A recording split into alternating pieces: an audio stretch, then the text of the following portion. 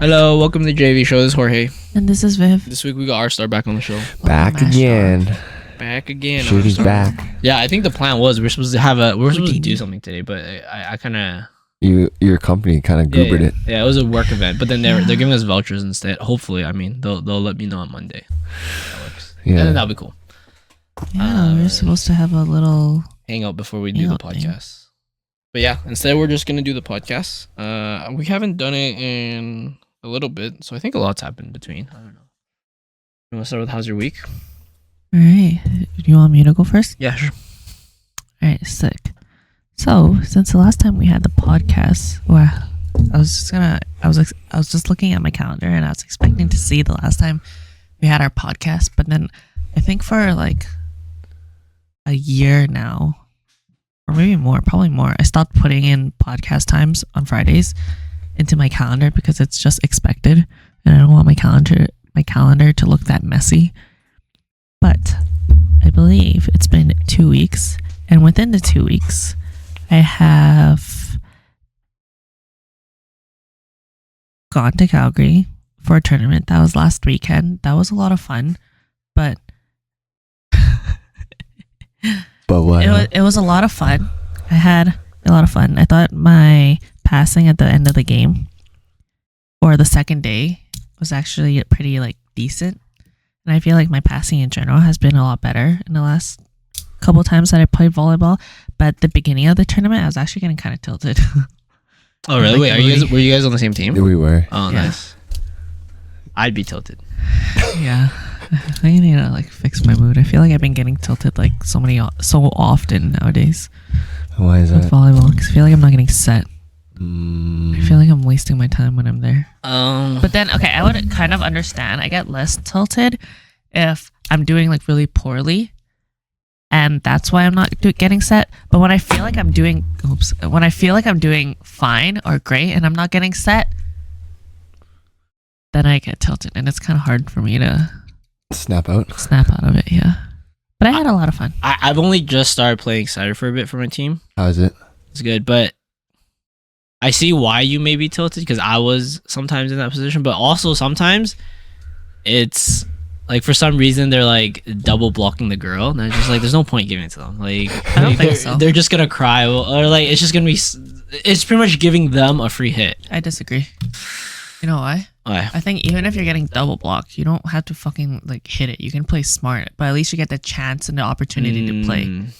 Yeah, I don't know. Like I think think if you're not given the opportunity at all, then like, what the fuck? No, but the thing is, it's like a certain rotation is worse than another one. So it's like I would see that rotation. I'm like, I'm not gonna set them for that rotation for that reason. So for example, in co-ed, sometimes you got two guys. One's on right side, one's on middle, or one's on power, one's on middle. Right? That's usually the case, right? So if I have two on our power side, I would set my right side more.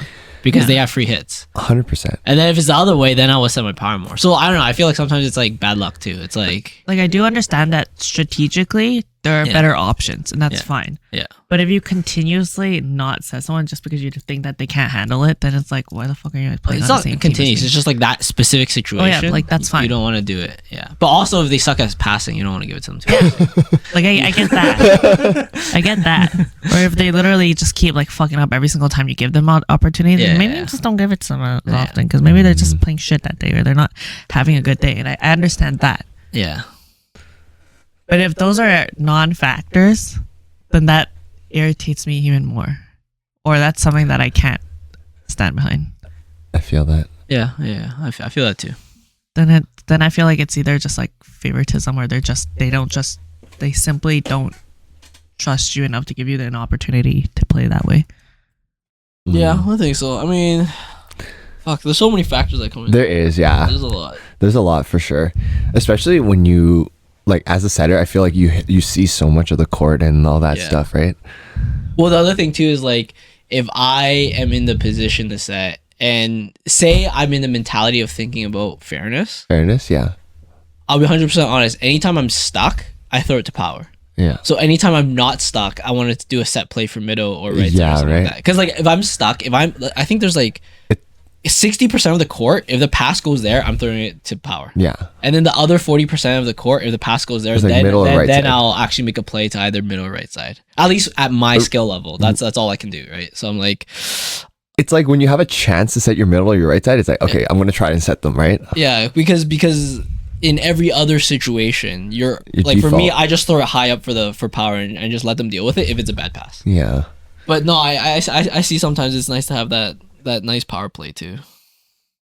Mm-hmm. Like I understand too if the game is really close and really clutch, and you need to pick somebody that you know can really kill the ball or someone that has a higher percentage. I think that's fine. Yeah. But I feel like there are scenarios when it's simply just like unfair, or they're just not giving you a chance. Do you think it has anything to do with okay, honestly, me being a setter, I think I have a tendency to set people that are more vocal and like talk to me, you know, like if I ask like, oh, like how's your set, or like what do you think, blah blah blah, or you know, when people like come up to me and like talk to me, and it feels like you're more engaged in the game, then I'm like more willing to set, you know what I mean? I get it. What if they like still call for it? Because I would call for it. Oh, like the people that are like not as engaged would call for it. I think if you call early, then it'd still be the same thing. Right. I think it's fine. I mean, there's that connection too. I have no idea who your setter was. I think for my team, it's been pretty good so far. It's been pretty equal amongst all. How's your setting experience been? It's good. I mean, what do I do worst at? I would say sometimes I get it too tight for them. But it's hard because like guys like Alvin or guys like Dylan, you kind of want that because they just OT them. So then tight is best for them, right? But then sometimes it's too much, and then it's a girl hitting it instead. I was like, oh shit, it's the wrong one for them, right? Like actually, all the guys on my team, it's not like they completely prefer tighter, but they prefer tighter than looser because I know all of them can get a really good hit from it. So then that's what I've been doing. But yeah, other than that, I think, you know, right side can fix some stuff, and then middle, it just depends on the connection. That one's hard. That's always like how you connect with them. Have you been dumping at all? No, I don't really like to usually. I usually don't. Oh yeah. Yeah. I usually don't, but sometimes my team's just not hitting well, and then I just have to like throw one over. Like side out. Yeah, but that's tough too sometimes because it's like it's not up to me. But I also like the attitude of our team too. So if the pass isn't there, they're not gonna blame me for a bad set. And then I'm not gonna blame them for a bad pass either, because like I've been in those shoes before too, where like the serve's hard, right? It is what it is. I can't do shit about it, right? To an extent, right? Yeah, but again, we're a rec league, rec players, right? You can't be that mad at someone that like the other thing that people don't really realize, like some people just have really good serves. Like it doesn't matter how good you are, the other person just has a really good serve, and it's just like it is what it is. Or some people will inconsistently hit a really good serve. So like they don't consistently hit a good serve, so normally their serves are like not that great, so it's easy to pass, and then all of a sudden they hit a really good one, and it's like you weren't prepared for that, right? Yeah, right. It just gets by you, right? So I don't know. I don't. With the attitude of our team is pretty good because we're like super lax about it, and I understand where they're coming from. They understand my position too, so they're like, it's fine. It's great. But I mean, we're fucking chilled, so Like, I feel like sometimes when I serve receive badly or when I pass badly, I think it's just completely on me. Pretty much. Like, yes, there's some that are like harder, but I still think it's like mostly on me. Sleeping, huh? I would say it's like level isn't there or some shit. Actually, I would say like it's 80% on you. Like, what if your team just had bad positioning on the serve receive? Then that's it's still you that should have got that. But if you're supposedly playing like a pushed back serve receive and someone else was to cover that, even though it's still kind of yours, it's like, okay, you kind of like, they kind of set you up to fail there, right? Like your comms and shit. Yeah, so it's like, I would say 80%. Yeah, it's your fault, but at the same time, you know, like I wouldn't be so hard on yourself on that. Like I said, like I mean, like fuck, there's best players in the world that are still getting shitted on by other players too, right? True. Like, other than go ahead. Other than that, my work has been insanely busy, but it's been really stimulating, so I've been really liking it.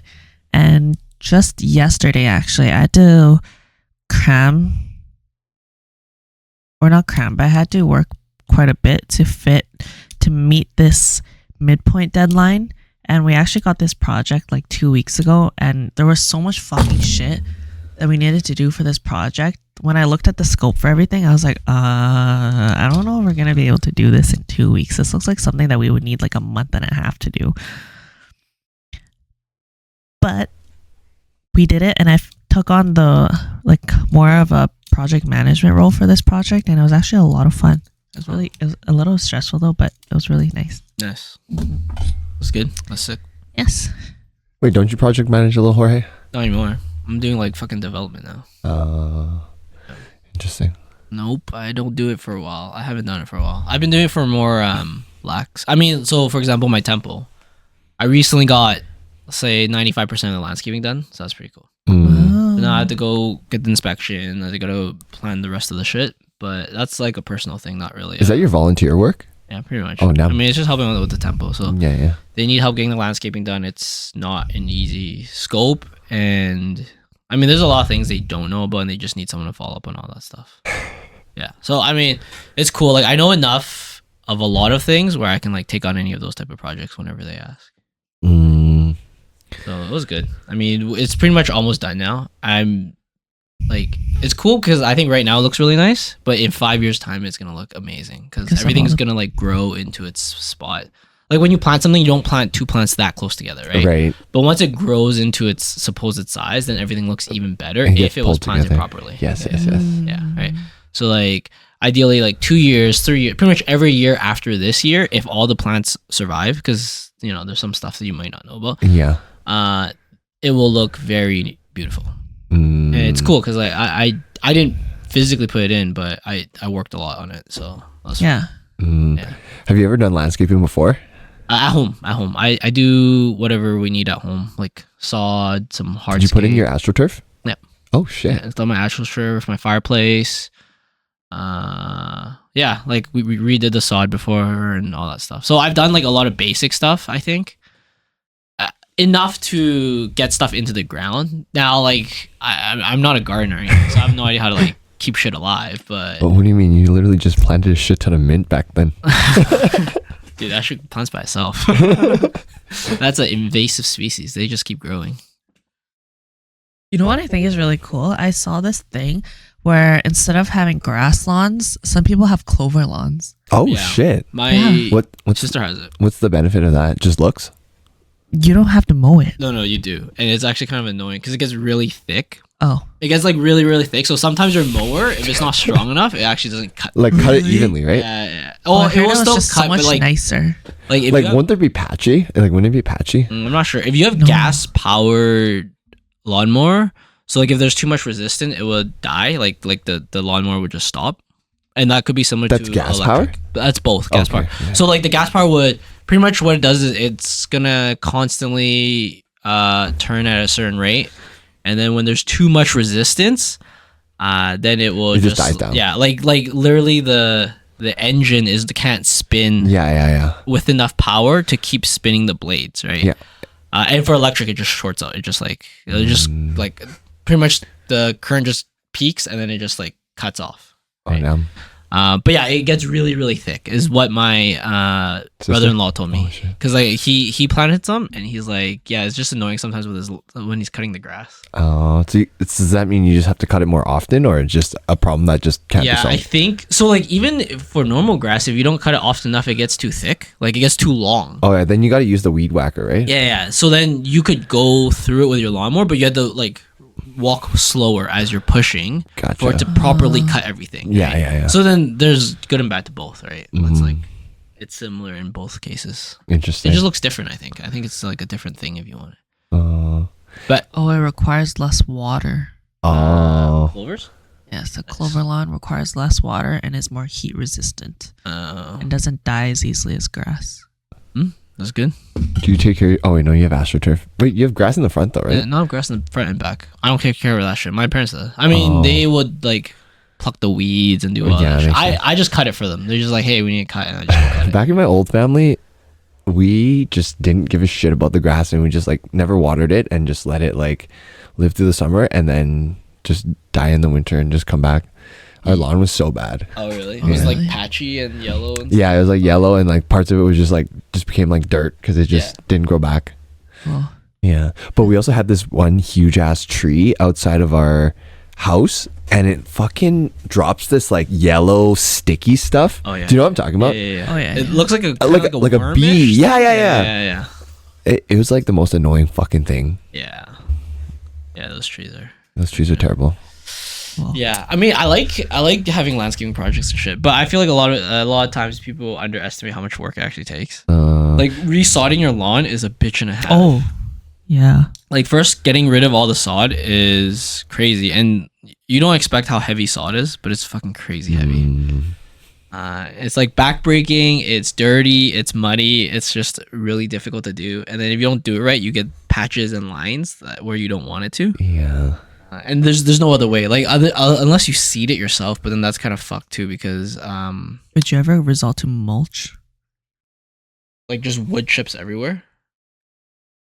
Just kidding. That's not what I was thinking. Well, I mean, there's different terminology. There's mulching, which is like you just keep cutting your grass without sucking it into the bag, and then it's just like dead grass on top of your grass. Okay, what I was thinking of is when people mix grass seed with fertilizer and water, and I think it's like ripped up paper or some shit, and they dye it and they like spread it over the lawn. Apparently, this tactic is supposed to allow your grass to grow in faster and more evenly than if you were to just straight up dry seed your lawn. Yeah. No, I wouldn't anyways. It's just like it's so weird because like I don't have that much experience in it, but I know if it rains a lot, if you seed anything, you're fucked because it's just gonna get washed out.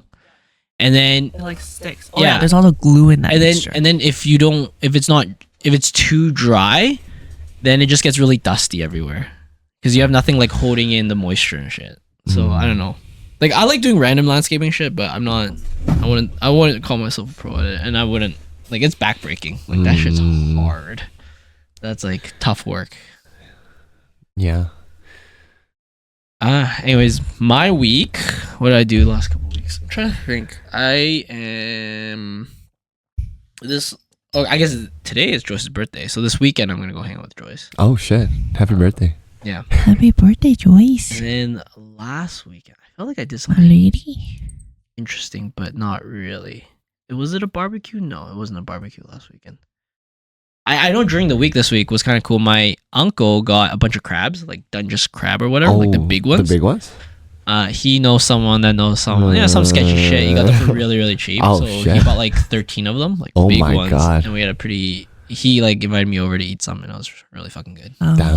You think everyone has a secret dealer of some sorts, like No. a crab dealer or like a I think, yeah, I don't know. Have you guys egg dealer? Have you don't guys think ever so. been to like those sketchy like Asian supermarkets down in the south? Like there's so many random South? Yeah, like there's a shit ton by like kind of by along Parsons and down there, like kind of by like the Korean shit. There's so many different, and there's one like kind of around you know where Chili's hot pot is? Yeah. Yeah, kind of like around there. It's just like random fucking supermarkets, and I'm like I went there with one of my friends like a couple times, and I'm like, what the fuck? How do you find these like random places? There's What like the fuck? there's like random like imported fucking fruits and meat and shit. I'm like, whoa, What the? Kinda The good wild. old import I export think business. H&W Produce would be the most sus. sus place Not that I even- go, but it's not even that sus. sus at all. Yeah. Yeah. But I'm saying that would be the most. No, there are some that I know of. Like my friend sent me before this Chinese group chat where they'll send in like, hey, we're importing a bunch of this shit. Do you want any? And then you just say yes or no, and then they'll bring it to your house and shit. Uh, Yeah. My mom used to do that with deer. well, That was so fucking weird. She would just come home with a black bag, and it would be like Deer meat. deer meat. Yeah, like Oh. half a body or a quarter of a body. I'm like, what the fuck, mom? Where the You know fuck did you that's get this I from? think that's illegal. Okay, illegal I hunting. did not do that. She did So not like do that. so you can hunt and then you can give the meat away, but you can't sell it. Because you can't hunt and then sell the stuff you Right. hunt for. Alright, she did You do could that. She bought it from out. Just kidding. You can farm. I don't know how farming deer works, but I know for sure like hunting, I think you're not allowed to sell your product, but you're allowed to, like, if you have a bunch of excess, you can give it to someone and stuff, but you cannot technically monetize it, right? Yeah, you can't monetize your hunting. Because you need some sort of probably like license or some shit to like a business license. Yeah, or no, it's just like they don't want people just going out there to make buying a bunch of fucking licenses just to kill a bunch of deers just to make a bunch of money, because the whole point of the hunting was for like recreational kind of, and like for normal people to do it, right? Yeah, that's fair. Like you're not farming nature, like that's not what they want people to do, right? Yeah. So I think like certain game meat, you can't really do that, and I don't even know. Like I'm sure people have farmed deer, but I don't think it's like a typical like cow or pig or anything like that. They're not normal. Like they need way more space, just the amount they have to run and shit. So I don't think it's typical. Like there are farms who would, or not farms, but ranchers who will have a giant piece of land that's like semi fenced in, and then there they will create an environment where it's easy for deers to like live in. And then they would allow hunters to come on their land, and they have to pay them, and then they can go hunt these deers. And they do this for a living. Like they literally just maintain this piece of land for quote unquote wild deers to come in and out to like live. I watched this in Queen of Tears. Oh really? It's a Korean drama. They go hunting. Yeah. Sense. So then like if you were to go buy your tags, I think your chances of getting actual game meat is like really, really low. Like your actual chance of killing something is actually pretty low. But if you pay this place a bunch of monies, like it's a much higher chance because they already have deers in their lot. That's specific. So it's like farmed for that reason. So that's what I'm saying. It's not really farmed, but it's like they're like cultivating it. Yeah, they create an environment that induces more deers to come, and then Oh, interesting. Yeah. Oh, one thing I learned like a few months ago is sushi grade fish is kind of a myth. Yeah, I think so too. I mean, yeah. So what I found out from like a little bit of research is anything that's caught in the wild, for sure you can't eat it like just as is, but anything that's like been raised in like a farm, like a salmon farm or some shit like that, which like Costco's like fish is, like you can pretty much just like eat it because it's just and the cool thing, so I actually watched a video about this recently. Oh shit. The farmed ones have a lot more marbling, so like the white part, and it's because they're late or they're just fat. Yeah, they're fat. Like, they just don't have to do anything to survive. They're just like they're just given. Yeah, they're just given food. Whereas actual wild salmon has a lot leaner and a different like flavoring to it. Oh, that's cool. Mm-hmm. Yeah. Because I just watched this one video about like people faking a lot of seafood stuff. Like a lot of white fish are very similar looking. Oh yeah. So then they might sell you something that's a higher grade white fish, but it's actually a lower grade. Like they'll say it's a higher grade, right? So for example, I think one of the examples they said in the show is like tilapia is very, very cheap. Red snapper is a lot more expensive, and sometimes they would sell tilapia fillet but label it red snapper. Wow. And then they'll get a lot more money from it. Google what a red snapper looks like. I'm curious what the fish I used to catch a lot when I went fishing. It was probably not red snapper. Yeah, I don't think it's red snapper. But it was red. I'm almost certain. I think red snapper is not near here. It's mostly in like southern North America, like in the Caribbean, Mexico region. Are you able to search up a red fish that I can catch when I go to BC? Yeah, red fish BC. Let's see. Kind of look like that. What the fuck? Yeah, I don't know. It looks like a. But yeah, so like, like another one, for example, would be, I forgot which state. I think it starts with M, so it's either Massachusetts or Maine, but their lobster Maine is higher quality. Maine. Yeah, it's Maine. But sometimes they would take spiny shell lobster in Central America and sell it as Maine lobster, but it's way cheaper to get spiny lobster meat. Like it's way lower quality. Oh shit. So there's like a lot of like fishing industry scams and shit going around. So that's something that they have to be aware of. Like I think one thing they do with tuna, so like when you buy tuna, you kind of like it if it's like really red, right? Oh, like the vibrant red, right? Yeah. So some places induce that redness by injecting carbon monoxide like into the packaging of the fish, and it will force the blood to stay redder in the fish. Oh, damn. Yeah. And so some countries ban that, but some countries don't. Where the fuck did you find out this? It was just a random video. It was I've a random seen YouTube video. that some countries will also inject their chicken meat with water To make it look bigger? to make it like juicier and bigger by weight when they sell it. And then also for like fruits, they'll dip stuff like durian into like water, right? green dyed water, so that the outside looks brighter and greener. So people will pick those ones. Dude, the food industry is so scummy. I swear, it's crazy because okay, I know. Okay, with chicken, apparently there's like air chilled chicken, and then there's also like regular like water chilled chicken or some shit like that. Yeah. And so like, I don't even remember the specifics of it, but like the way that it's chilled, like it affects like the quality of the meat, but it also like makes it weigh a little differently because if it's in water, it makes it like heavier, so you're paying more per pound and stuff like that. And then you know how like certain meats and stuff say like, oh, hormone free, blah blah blah. So I was reading that like since like early that hormones have already been just like banned for like injecting in chickens and shit. And then like free range or like cage free chicken, like the definition of being free run is like you need like only a certain amount of blah blah blah in like some kind of like farm or like little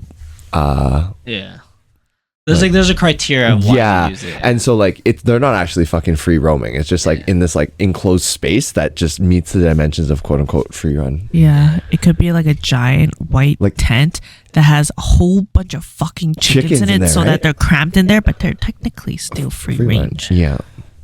I mean, so like sad. there's been some places that advertise wild salmon, but technically the farms are in the wild. So then so like the farms are essentially giant pods that they put in the ocean, like giant nets they put in the ocean where the fish can swim within their area. So technically it is in the wild, but then it's not, it's still farmed salmon. It's like it won't be any different when you say like farmed salmon and that one, right? Yeah. So they do some scummy shit. That's fucked. If you watch a lot of PETA videos, it gets pretty sad with the chicken thing. That's what turned me to a vegan for 2 months. Really? That's kind of weird. Dumb.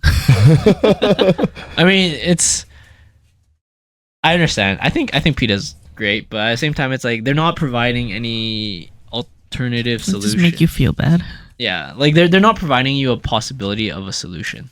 They're just like, hey, this is bad. Yeah, this is bad, and you shouldn't eat everything, because that's practically what they're doing, right? They're just saying you can't eat everything. Well, it's like it's great you make people feel bad, but maybe you should like put your money into something that is actually good, right? Like some regenerative farming, or provide grants for like, you know, safer farming to farmers, because like the reason why farmers can't do it that way is because it's not cost effective. It's not right? feasible. Yeah. So if you want all the farmers to get into that model, then you have to boost them with something, right? Yeah. Like just thinking about human desires and psychology, you have to give them some motivation, right? Yeah. Instead of just saying like, hey, this is bad, and that's it. You want them to stop something, to give them a solution. You just can't be like, no. Yeah, exactly. Rstar, how's your week? Not too much. Same thing as Viv. Went to the same tournament. It's pretty lit. How'd you guys do?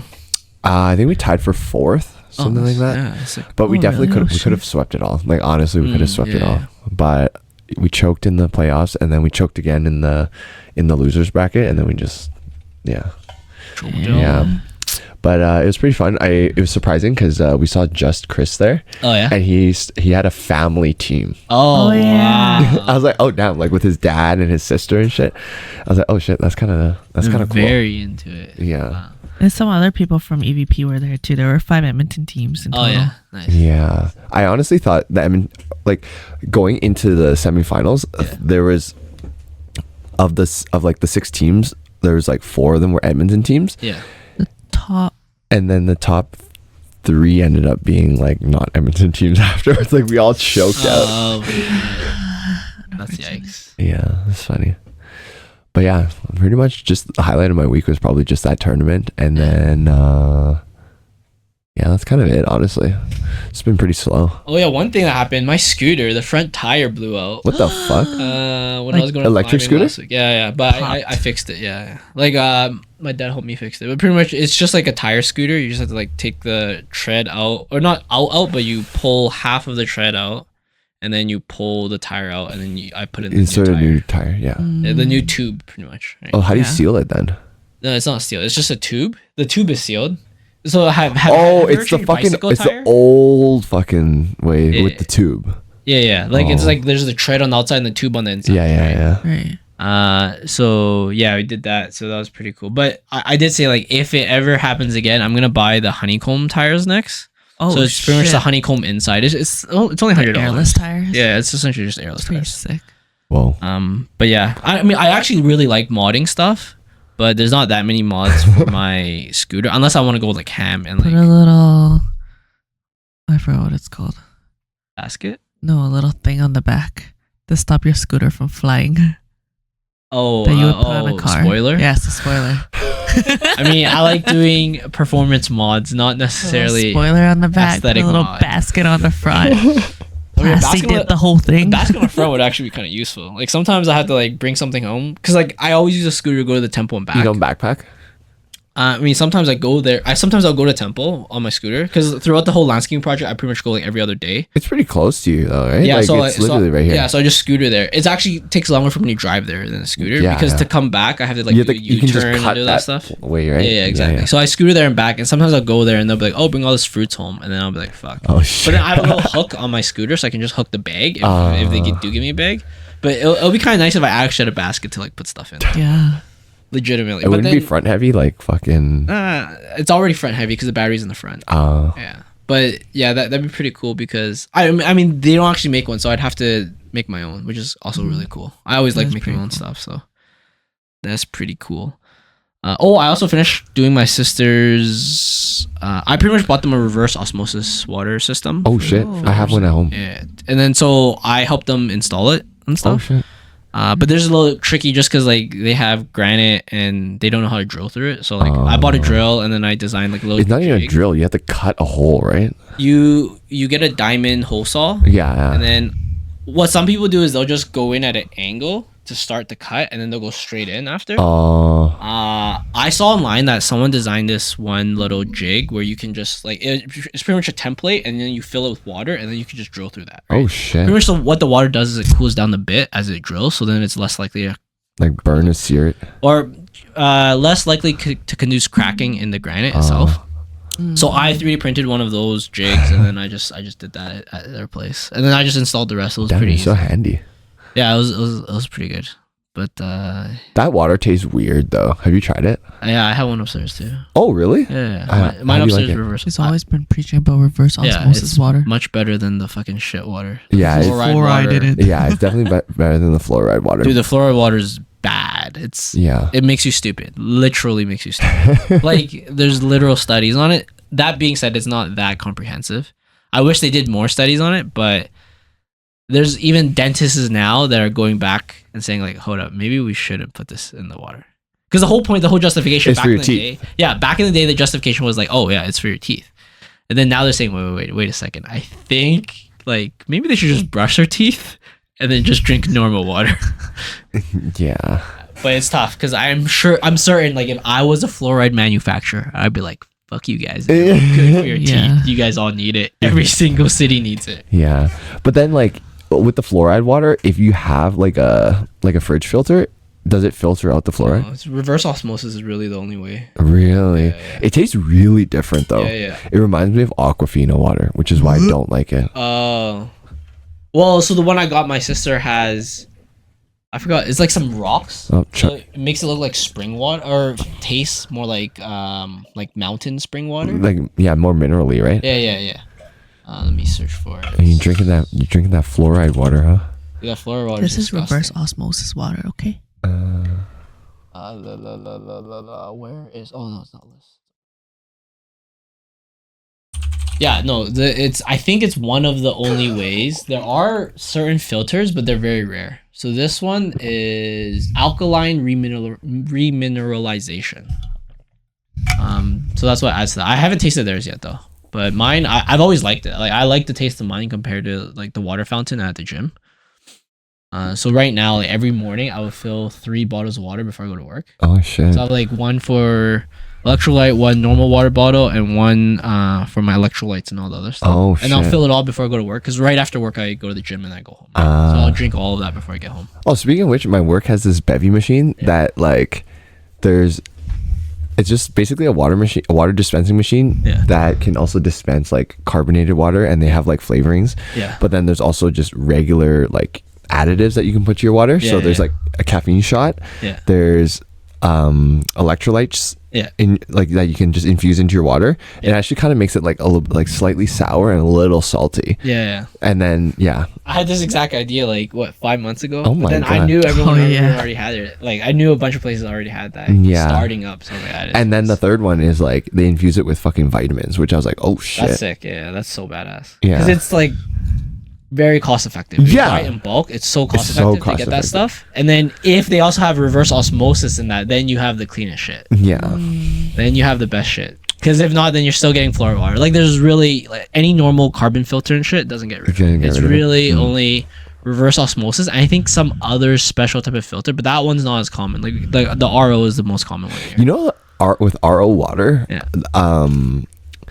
like you know how sometimes like pots and shit have like calcium buildup and shit. RO water does not. Which is actually sick. All the shit's taken out. And then for this one, the remineralization, they put back in the good stuff only. Right.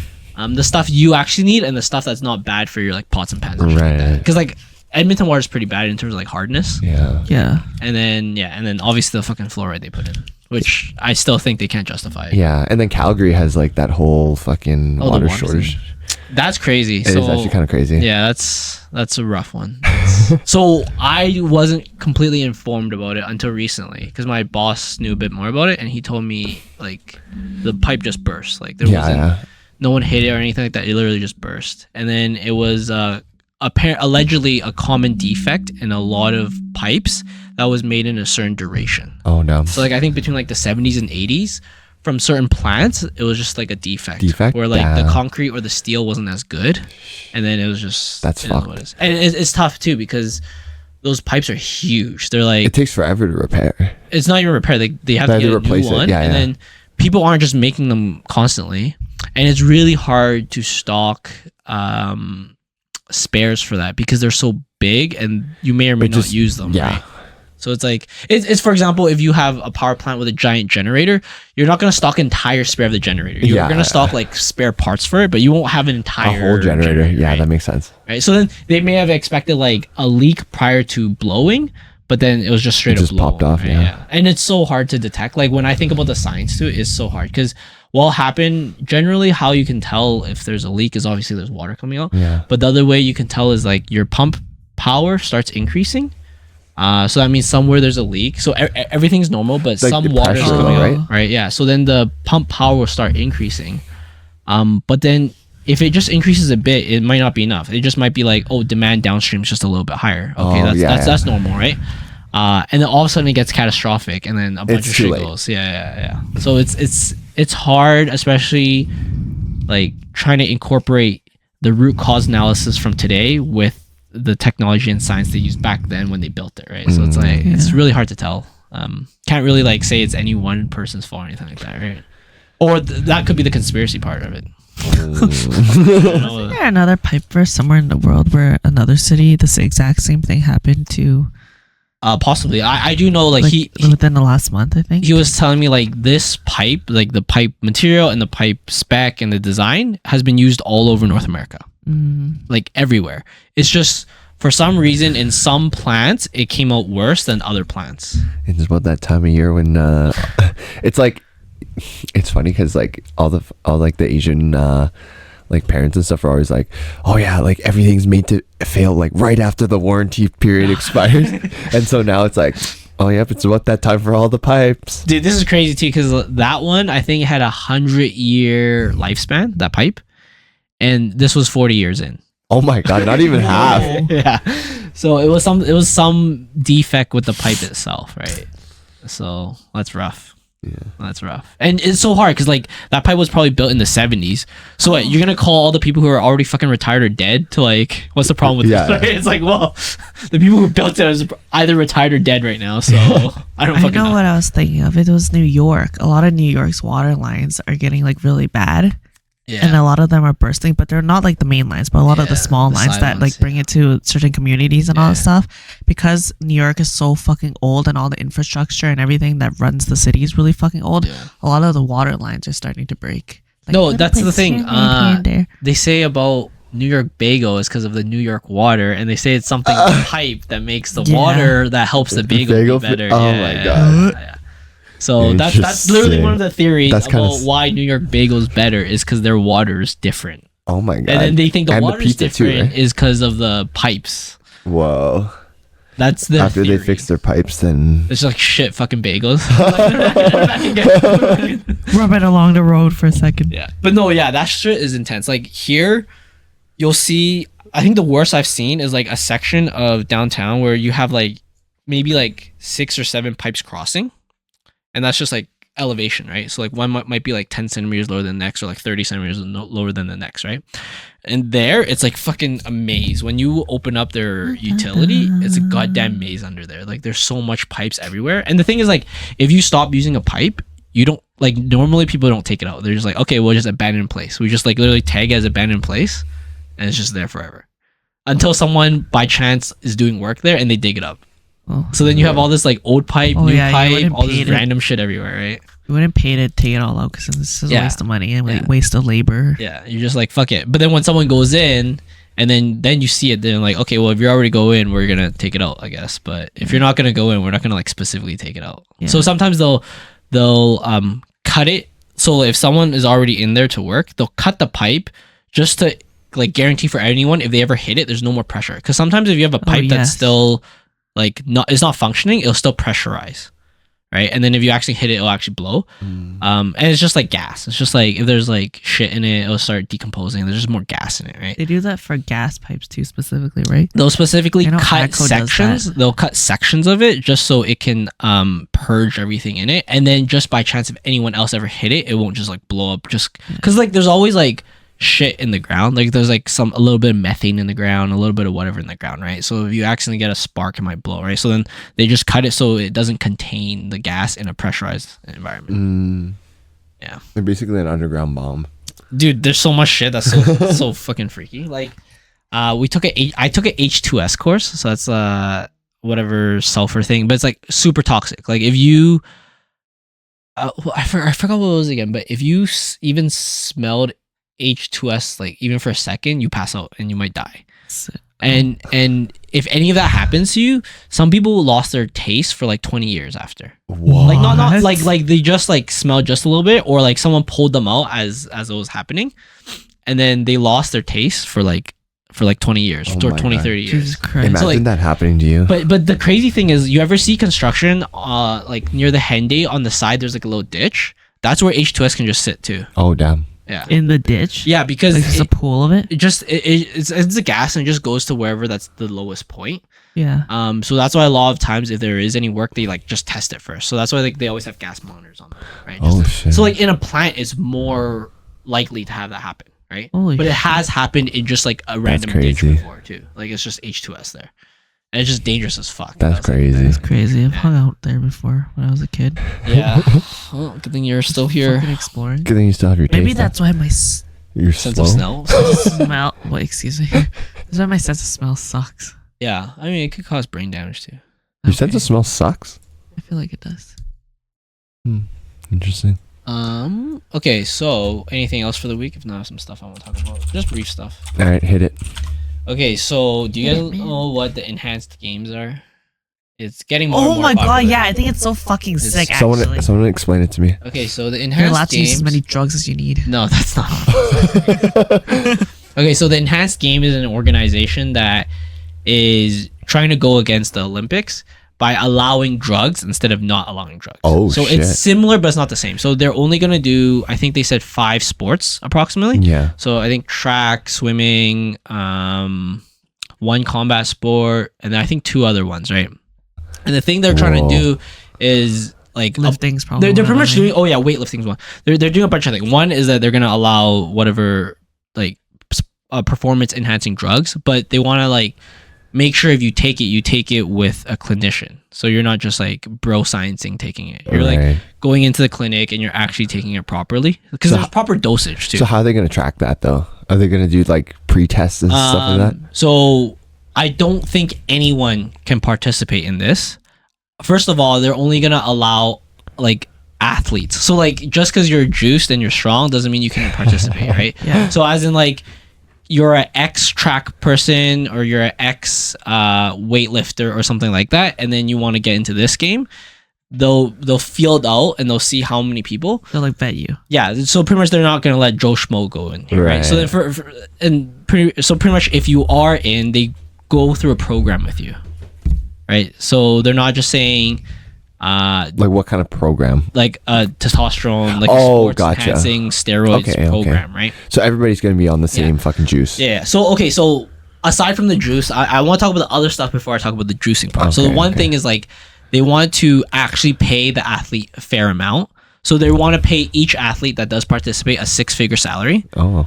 Because right now, like some athletes that participate in the Olympics make like $30,000 a year. Yeah, like they make like they're barely scraping by. Like you're probably losing money training for the Olympics. Exactly. And it's more like a ego thing. They just want to like, achieve something, right? Yeah. So for this one, they want to actually pay them a proper 6-figure salary. And if you were to use the Olympic model, it is technically possible. The thing is, the Olympics get a fuck ton of money. They get $4 billion, I think, approximately, of sponsorship from like TV deals and all that shit. Yeah. But then they still everyone fucking wants. Yeah, but they pay their athletes like dick all. So pretty much what they're doing is this is essentially child labor. They're taking a bunch of people. They're quote unquote they're doing labor. They're participating in the games and they're paying them next to nothing for their efforts. Right?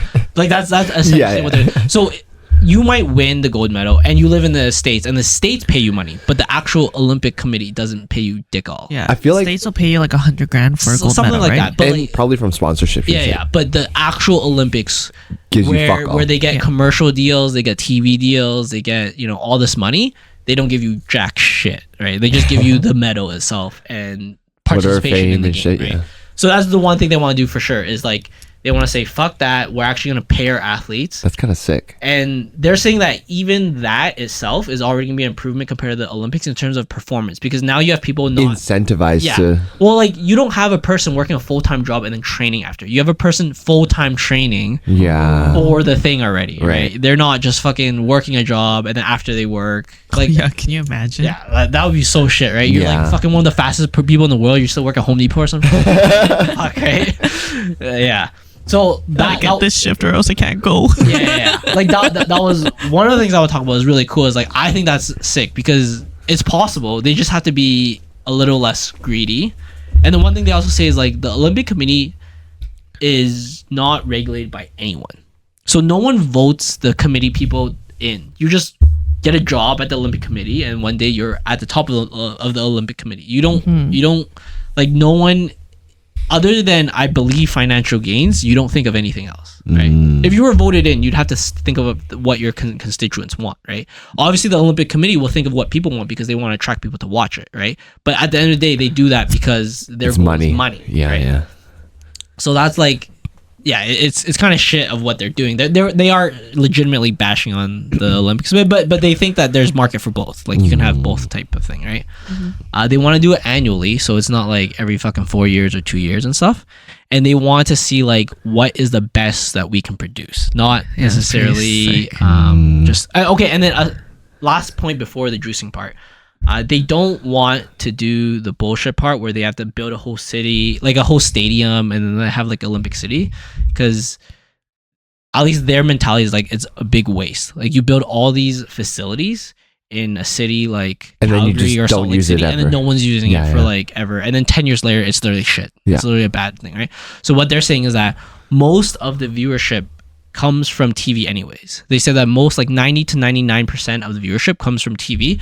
So we could host the enhanced games, but say the swimming is in Australia, the track is in LA, the whatever is in a different part of the world. But it all happening at the same time. Yeah, and they're all and they all have the rule set of enhanced games. Yeah. But it's just televised, right? Like I'm sure if they had entire stadium built, they could fill that, or if they have the current stadium that they already have there, they could also fill that and then have all the TV rights, streaming rights out there, and then everyone else can still watch That's it. That's kind of lit.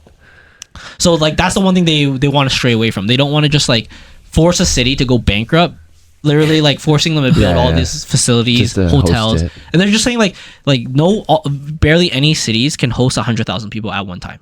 Like almost none, unless you build specific hotels for it. But then after that, you just have like a deserted hotel, right? Yeah. So instead, you just have these in different cities, either nearby or not, but each of them can facilitate their sport that they're doing, and then that would go away from the shitty model of like Olympic cities.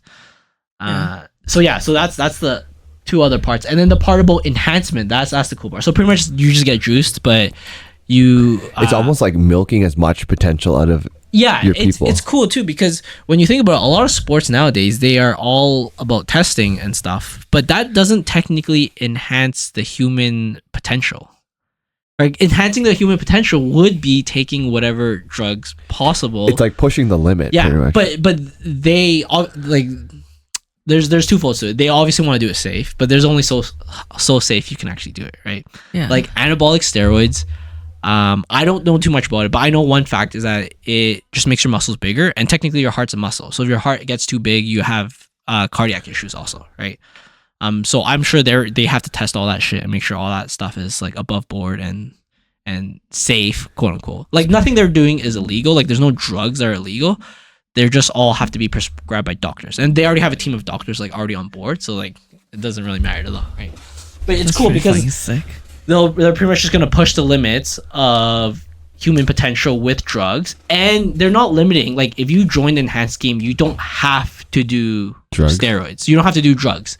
Like if you're very confident that your genetic lottery of who you are and your training is better than people being enhanced, then you could also participate in this and not juice at all, right? So like pretty much they just want to see the best of the best. Like how fast can a person run 100 meters given every possible thing, like advantage enhancement, right? Without like robotic enhancement, given every human enhancement, how fast can someone actually run 100 meters? That's kind of wild. Right. What are your thoughts on this? It's cool. I think it's okay. One, it's sick for the athletes because the athletes are actually gonna get paid to do what they do. Yeah. And so in there they have some stats, and they're saying like 44% of athletes are already juiced. It's just they have to hide it. Yeah. Like that's the only difference. So why like force them to hide it? Just let them juice and actually pay them a real salary, right? Yeah. So I think it's sick because I think it's something we've lagged a lot. Like we cannot human enhance if we don't have these things that actually pushes the boundaries, right? It's actually crazy though. Like if you look and watch sports from way back in the day versus like now, like even just like let's talk hockey because like we're in the fucking playoffs and shit, right? Yeah. Like if you compare like let's say Wayne Gretzky to like McDavid, like the skill level is just like so different. Even though like the numbers say different. I think if you were to put them both at the exact same time frame, McDavid would smoke Gretzky. 100%. Like, easily. Yeah. He would absolutely destroy him in every level of the game. Shooting, skating, passing, everything. Yeah. But it's relative, right? Yeah. And it's literally just the fact that back in the day, for example, in the NBA, you literally had people working jobs and playing in the NBA because the NBA wasn't paying them enough of a salary, right? So you take that part of it, you're already going to get a boost. And then you take the human enhancement side, you're already getting a boost, right? Because like I said, these athletes, if they do go through with this, they will be getting paid a salary to get juiced and trained for their sport instead of fucking like working at McDonald's for 8 hours a day and then going and training, right? Yeah. Because I don't want to be rude about it, but people like rest and recovery. Yeah, yeah, but also like people who are probably really passionate about their sport probably don't really care about any other job than their sport, so they probably aren't doing well in their other jobs. just an assumption, you know what I mean? It's like if you care a lot about badminton, why the fuck do you care about, you know, City of Edmonton, you know, waste disposal job that you have, right? You know what I mean? Like waste disposal, garbage man. Yeah, exactly. But like you know, yeah. But if you really care about this one thing, you're gonna get really good at it. It's like, and I get paid for it. Fuck yeah.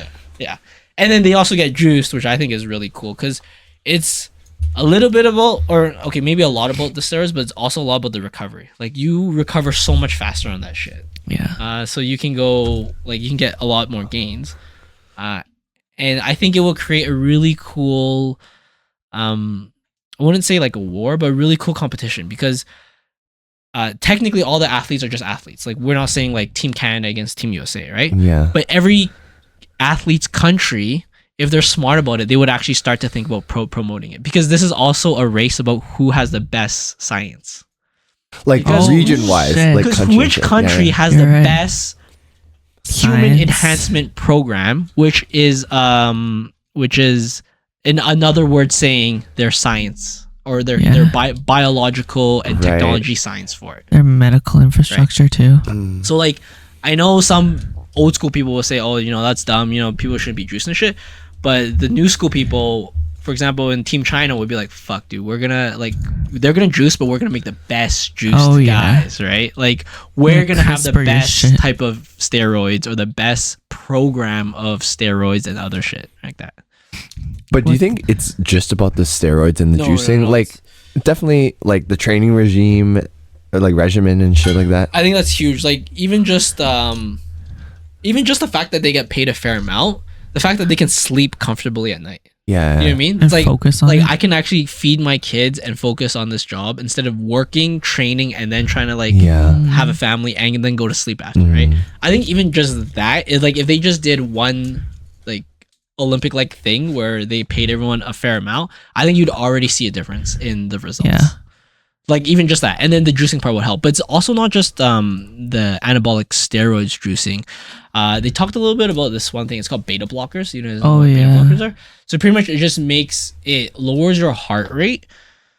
So it makes it so anything that requires dexterity or accuracy becomes better because you're not fidgeting at all. Right? So for example, if you're shooting a gun, if you're not jittery. And yeah, exactly, right?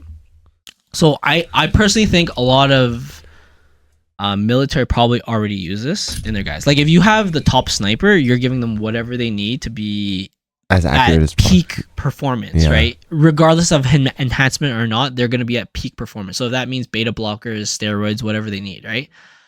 Beta blockers are actually used by surgeons. So they it's nothing illegal. Like, they're not doing anything illegal. Yeah, there's side effects, but surgeons use it to like calm their nerves completely. Is this kind of like nootropics? Kind of, but so for example, beta blockers is banned in golf, in shooting, in pool, in archery. So it is a banned thing in specific sports. But if you're a surgeon, like, who's banning you? No one. You just fucking go to work, right? People who, it's almost like Adderall then. Yeah, exactly. So like, classical musicians also use these beta blockers to like get rid of stage frights and shit. Yeah. So it's like, we're actually what Enhanced Game is doing is they're taking all the stigma to all these enhancement drugs and they're putting straight out in the center stage and showing us that it's not as bad, or we can develop them better, right? You know what I mean? Like, it can become better. So for example, weed is so crazy right now. Like, I swear, if you were to like smoke cannabis. Weed right now compared to like 10 years ago, like I could do a whole joint 10 years ago and I'd be okay, and right now I take like 2 puffs, I'm dead. Like the concentration, of THC and everything. So I'm using that as an example, as once it becomes available and readily available, the science to it gets better. Right? Like, it's easier to test, there's more body of people you can test and sample, and then you can create the science even better. So that's gonna be I hope to be similar to like these enhancement, is that once it becomes front and center stage and people can all see it, then the stigma to it goes away, and then it'll be used more properly, and then the science to it gets better. Right. It's almost like you know how like there's a certain certain controlled substances, but they're controlling it because like some random shit, some random BS usually. Like, right? There's not enough science behind, like the benefits and shit of like blah blah blah. And I think sometimes that's a terrible excuse. There's not enough science to it. Well, if it's potentially life-saving drugs, like we gotta put more money to it, but more science to it, right? Like, this could be the next like cancer-saving drug, for example, right? Like, if you were to tell someone, hey, with this much money we could cure cancer, I mean, conspiracy theory wise it's already done, but as a non-conspiracy theory wise, any and every government should push towards solving that, right? Yeah, because that's what they did for COVID. Yeah, and then that should be the same for these enhancement things, right? Like, I feel like we're stuck at a point where it's just like, eat healthy, work out, do all these things. But what if there's a drug that has minimal side effects that could just literally make you a better person in terms of physicality or in terms of mentality or something like that, right? Then I'd be like, fuck, like, why advance the human population? Yeah, like, why don't we fucking put this in the water? You know what I mean? Like, fuck fluoride. Well, I mean, it's basically like caffeine, right? Yeah. Like, caffeine is so like tested now that it's like, like it's become so normal. Yeah, literally. It forgets it's a drug. Yeah, literally. Yeah. I mean, if alcohol is allowed, like all these other things aren't as bad in terms of your health compared to alcohol in terms of like addictiveness, potential for death, and all those risks, right? So I think it's super cool, and yeah, they're just gonna get a bunch of juiced guys, and I think it's what people want to see. Like people want to see the fastest man in the world. I think. Go ahead. No, go ahead. I was gonna say, I think that part of it is the appeal of it, right? It's like if you were to just give, somebody like the perfect, like all the perfect variables to like just get peak performance, like like it's like in a game, right? When you like max out all your stats and shit, you just want to fucking, see like the maximum potential of like you're limit testing the human body. Exactly. Now. Yeah. And it's cool because we've been doing that, but we've been doing that with such limitations. So the current limitations a lot of athletes have is, or the current like things recovery. They can do is like recovery, sleep, nutrition, what they actually work out, like the types of workout they do. And then that's about it, because once you get to substance, there's only so much they're allowed to use per their sport, right? But once you come to the enhanced game, it's like you could almost use anything, but you still have to go through the doctors, right? So like the doctors won't be saying you can't use it because it's a banned substance anymore. Like, no, if it's a legal substance and it's prescribed, then you can use it, right? So you'll be going through a program, you'll be going through like blood work and all that stuff, and it's like, dude, that's so cool, because like you're actually gonna get like max human potential. Like I think we always think about the development of our society in terms of technology. I think this is one part where we've failed very harshly in the last like 10-20 years, is development in human enhancement, not just technological enhancement, right? And I don't know, I think it's so cool because like you'll, like in my mind, so much things can happen. So for example, what if there's some type of drugs that is like a steroid that makes not only your muscles bigger, but your tendons bigger and stronger now? So now you have people that might get into a car accident, but they're juiced and they won't actually break shit. You know what I mean? Like they actually won't die or break their neck from a car accident, because not only is their muscles strong enough to withstand that many G's of force, but also their tendons in their neck and their bones and all that shit. Well, that's like one of the big bases of strength training, right? Is like not only is it for like your quote unquote health, but it's also like you're like providing a base to like sustainability and longevity and and like it's literally you're providing a base for yourself, and the bigger that base is, the safer you kind of are as a human, right? You're kind of just creating your own human meat shield right now, but with juicing instead of fucking armor, right? And it's so cool because I think it's like, dude, like I don't know, that sounds kind of conducive of what we want, and there are limitations. There are genetic limitations. Like I will only be this tall, for example, right? So then there are still some limitations. Not everyone's going to become a god, right? Like a superhuman. But you take the people who are already superhumans, which is like the top athletes of the world, and you just amplify that and shit. then you just fucking amplify to see like what limits they can get to. So you might not be able to get to that limit, but you might get to the limit if they weren't amplified, for example. Like that's kind of cool. If I could run just as fast as the X 100-meter fastest runner, because the now new fastest runner is juiced and they're going even faster, right? But then also like when you get to like let's just think of like a sport for example, right? Like when you can break certain limitations, like the meta of everything changes, right? Like in terms of sports, like if you know, like if you think about it, like certain things that like you can't do on like a men's net, right? Because like let's say you can't jump that high, like all of a sudden if you're jumping higher, like there's just different shit that you can do, right? And the entire meta of all that shit changes. There's just different strategies, and then there's different counter strategies too, because all of a sudden, let's come to volleyball. If you have these guys that are jumping 3, 4, 5 inches higher than they are right now, which is already really high.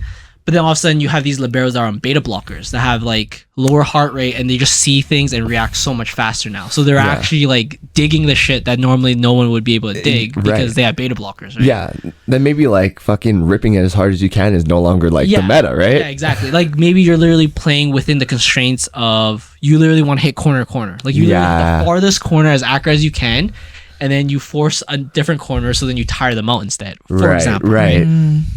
So I don't know, like every sport will be so much different from this, but obviously like some sports right away will be different. Weightlifting, simple as that. Just straight up more muscle. But it's not just that, it's the mentality too, because if they also take beta blockers, they could potentially focus more on the mind muscle connection to get even more of their output, right? Because legitimately beta blockers is banned in some sports, right? So now we're saying nothing is banned, but do it safely. We're just raising the ceiling, basically. Yeah, exactly. And then hopefully that raises the ceiling not just for athletes but for normal people now, right?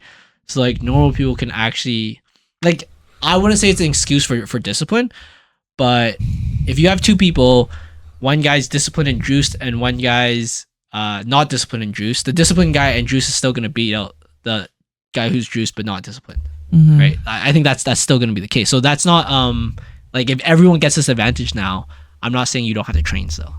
Like you'd still have to train if you want to be better, but at least everyone's ceiling is now raised a bit, right? Yeah. And if it's possible and if it's not expensive, like why not become a human 2.0, right?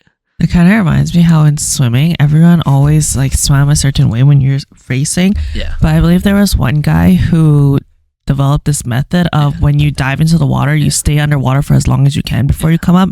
And he was able to win like the fastest swimmer for like so many times in a row. So now everyone's adopted that methodology. Yeah, no. And now everyone stays underwater for as long as they can. They had to change the rules because of that. Yeah. So they had to change the rules where you have to come up after X amount of duration or distance. Because of that guy. Yeah, because at that point you're not like doing the breaststroke, you're not doing the butterfly. You're literally just doing. Just ripping it. Yeah, you're just ripping it, right? I think that's pretty sick. Yeah. Shit like that. Yeah. And when you have enough technology and money to advance the science and the technique like that, then I feel like all sports will change so much. It's gonna be so cool. Like we could even run down the sports like javelin throw. Like they're literally gonna they have to clear the city. No, like some of them they're near the stadium limit, as in they're on one side of the stadium and the javelin is near the end of the other side of the track. You know how like there's a track and the grass in the middle? They're literally near the end already, right? So it's like, dude, if you guys get juice people, like you need a different stadium or you need like something different boundaries, right? Yeah, exactly.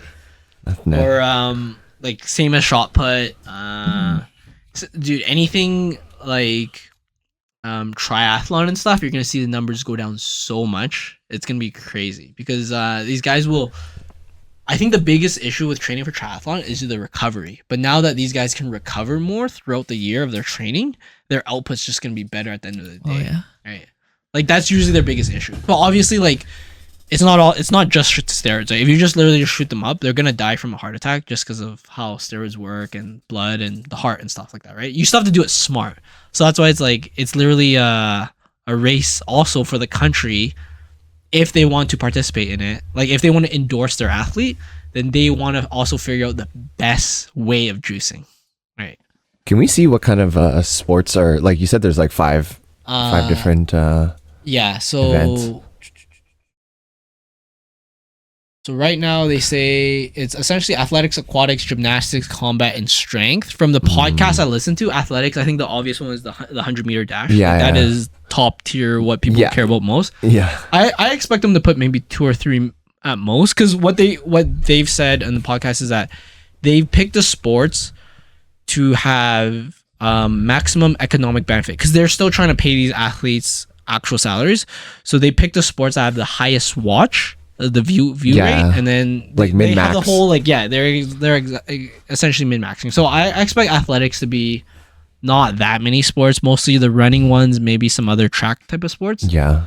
Aquatics that's pretty easy. Like they can do 50 meters in 2 or 3 different sports, or they could do 50, 400, 1 kilometer. And then at that point, I personally would say, like, I don't care what style. I would just say like 50-meter freestyle only and 200-meter like freestyle. However the fuck you want to do it. Yeah, like however you want to do it. Like we're already doing drugs. You might as well do whatever the fuck you want in the swim style. Like that just gives, more creative power to the athletes to just like basically find fucking loopholes and just break the system, So the thing they're also trying to do is they're going to pay their athletes 6-figure salaries. And if they break a world record, they get $1 million. Oh shit. So whoever breaks a world record for their event, and if there's, I assume if there's multiple people that break it, whoever has the highest world record will get $1 million every single time that they run. If they break a world record, obviously some you can't. Like combat, like I don't think you can do in boxing or MMA. Like there's no way to break a record. There's no record there, right? Gymnastics, that'll be interesting, right? Because like there are some very strength heavy gymnastics, but there are also some gymnastics that are more. But there's no world records for gymnastics. Yeah, exactly. So that's a bit harder. Strength, there's world records they can for sure there. Dude, people would be so incentivized for like the sprints and like the swims and the fucking lifts to break the world record for exactly. Well, the crazy thing too is what they're probably gonna get, in my opinion, at first, are going to be elite athletes or athletes who are about to taper off their career, right? Because once you're juiced, you can't really go back to your sport, right? Yeah.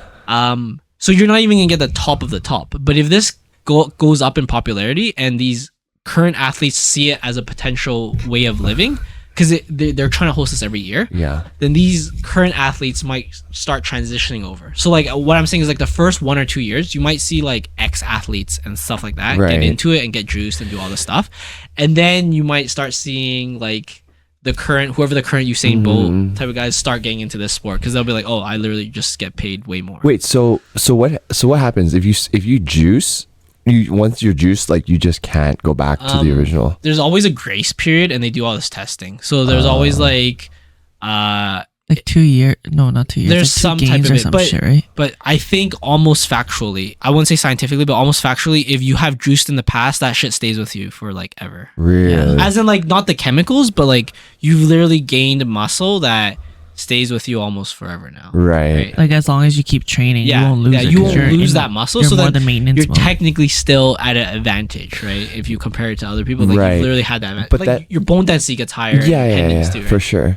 It's just like once you build it, then like you just have it even though you're not on the juice anymore. But then like if there's a grace period of like, I don't know, let's say like 2 years before you can compete again, like it almost seems like it's not worth it, right? Because before you can compete again in normal sports. Yeah, right? That's what I'm saying. But once you get to enhanced, if they can keep hosting this every year, you might as well just stay in. Yeah, and literally if you're getting paid like dick all for doing your Olympic sport, you might as well just stay with the enhanced games because you're actually gonna get a salary now. Yeah. Sure.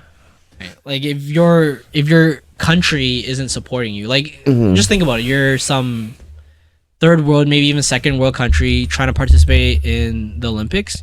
If there's no funding in your country, there's no money to pay for your shit, right? So you're literally working a job and training just for your passion. Yeah. But that's crazy too, because now you open up also all the genetic freaks too, right? I bet you there's so many genetic freaks in Africa. Yes, I'm being a little racist. I bet there's so many genetic freaks in Africa who are just so much stronger that didn't have the ability to compete in sports due to funding and all this stuff. And now if they have some potential and the enhanced games and shit, they have a potential to actually genetics. They literally have the best genetics and they'll have the enhancement, so they literally can become the best of the best now, right? Can you imagine a place like Africa that's more underdeveloped than anywhere else in the world in a decade's time becomes like the world's top performance top performance and country? That'd be fucking sick. And that's crazy too, because there is a little bit of nepotism in athleticism too, because like if your dad was an athlete, one, you probably have good genetics for athleticism, but two, if your dad was a successful athlete, you're probably gonna get into it, and then you probably have the funding to get into it, right? But then you have these other genetic freaks who don't have the funding to it, but now they have an ability to get the funding to it. Then that opens up crazy stuff like that, right? Because just again from hearing podcasts and shit, like there are some villages in Africa where just everyone's just built like a fucking gorilla. Like they're just like strong as fuck, right? Just because they're literally doing manual labor every single day, because that's just the norm, right? So like they're literally like, you know, 8 packs, fucking crazy pecs and all that shit, because they're literally working every day. Random question, but I heard that there's a racist term where you call black people, you relate them to okay, that's not where's that from? I have no idea where that's from, but what I mean is like they're crazy strong. When you said that, I was like no, what I mean is like, and I'm sure people won't take offense to this, like I literally just mean they're really, really strong, like and literally just because they're farming every day or they're doing like the farmer strength thing, they're just crazy strong, right? Like strong man strength. And then from that they just have the ability to compete. Now that's gonna be crazy, because like there are legitimately some sports that allow juicing, like jiu-jitsu. There's no rule saying you can't juice. So every elite BJJ, like Brazilian jiu-jitsu guys, are juiced. Damn. Wild. Yeah. And it's just how the sport is. Like they're like they've never had any rules. I think there used to be other fight leagues that literally had rules that say we don't test for steroids, so everyone just juices. Wow. And then now, but what the enhanced game is doing is they're doing it openly. They're just saying, okay, yeah, we're doing it, and we're gonna show you guys the science to it. We're not just gonna like do it. We're gonna show the world that this is good for you. Like you can actually do something. I'm kind of disappointed that there's no actual like team sports or anything like listed under the events. That'd be crazy, right? It's so hard to organize. Do you remember why? Because you would have to, I guess not so hard. You'd have to make sure everyone's juiced on that team. No, Well, you don't have to. You don't have to be juiced to be on the team. No, it's You know what? I actually think it would be fucking sick, either in the Olympics or I think the Olympics would suffice. Yeah. To have a regular fucking average skilled Joe Schmo compete beside the athletes. Yeah. So you have something to compare to. Yeah. Can you Yeah, the imagine baseline. watching a swimming race and you see an average person like me, for example, fucking swimming beside these athletes, and they're like, "Yeah, we need a lifeguard over there, please." Just the 100-meter dash or some shit. And just... yeah, that'd be insane. I mean, it's good because now you see the relativity. Like, to be honest, you don't know until you see that shit. Like, Yeah. for example, in hockey, you don't actually know how fast they are unless Yeah. you've skated next to them. Yeah. Like, it's insane. Yeah. And it's not just like how fast they are, but how well they develop it. Like, I can skate really fast in one direction and then try to stop, but these guys are skating at speeds higher than me and maneuvering around. Yeah, and that's like, dude, it's actually insane. That's Or crazy. NASCAR drivers. Oh, Yeah. like the reaction time they need. Oh yeah. Like F1 drivers. Like, Yes. if someone does something in front of you, your reaction time has to be so fast because you're going 300 kilometers an hour. Yeah. Yeah. So like your reaction time's like that, right? Like, you literally, if you brake for like point whatever seconds, that's already several meters you've already driven, right? Fucking wild. It is wild, yeah. Yeah. So it's cool too because now these guys get to become even further elite. Like, we get to see the human potential. And it's crazy because conspiracy theory. If we were to ever see aliens or something, or we ever go into war with aliens, I hope we all get juiced. Like, you know what I mean? Like, if we were to fight aliens, wouldn't you want the best possible humans fighting? Like, So you want a whole bunch of Captain Americas? yes. Is that not what you would want? If we were to, if we were I had would to want- battle aliens, wouldn't you want like an army of Captain Americas I going definitely in would there? want a Chris Evans. Yeah. 100%. You know what I mean? Like, you just have these fucking genetic and enhanced biological freaks just fucking shit up if we had to fight something like that. Obviously, let's say aliens aside, that is kind of bad now, but I think it's still happening now anyways. Like, if I was a military, I would juice my own guys. You guys. You know what I mean? Yeah. Like, if I was in an active hot war, I would give them whatever they need, whatever steroids they need to recover from a day of, going through the trenches and shit. Whatever they need, whatever steroids they need, I would do that. And that's like not even ambiguous. Like, it's a very clear thing that everyone would do. You know what I mean? Like, if you were running an army and your guys have to hike this mountain just to see the enemy forces, you'd be like, yeah, take fucking steroids if you need to recover from that. Yeah. Let's think of the other way. Okay, let's say this thing takes off, right? Everybody starts fucking juicing. Yeah. And then it's like afterwards, then it's like, oh shit, what if like a fuck ton of the population just starts like, developing all these like side effects from all these drugs and shit like that? Yeah, so I think the side effects is something they have to really look into. But the thing is, I think right now, especially with how social media is, I think people are juicing regardless if these guys are juicing. Yeah, 100%. Like, I feel like so much of the gym fitness content are a bunch of juiced 100%. people, right? I agree. So it's like, at least you now have scientists working on the better way of juicing it. Like, for example, if you had whatever, I don't know, anabolic steroids, like Tren or whatever, right? And that's version 1.0. And you can almost never develop 2.0 because 1.0 works, but 2, like, there's no funding to develop it, right? Right. But now you have a reason to develop it, and now you have the money to develop it. So now you're going to make Tren produce more and have lower side effects or less side effects. Now, right? I feel like, in my opinion, most drugs, there's almost no harm in just developing it more, as long as there's no ulterior motives, right? Like a biohazard or like some bioterrorist thing, right? Other than that, there's no reason why you should not. And even that, you should still study anthrax. Like, you never want to use anthrax, but you still want to study it, right? Like, what if you can build something that is anti-anthrax, right? Well, you can't build something that's anti-anthrax if you don't know what anthrax is. I agree. I completely support Yeah. doing everything regardless of human. Yeah. And a lot of, so not me, but I've heard a lot of people say, like, a lot of older people who do go on like TRT and shit, like, they just feel younger, they can because walk your more. testosterone dies.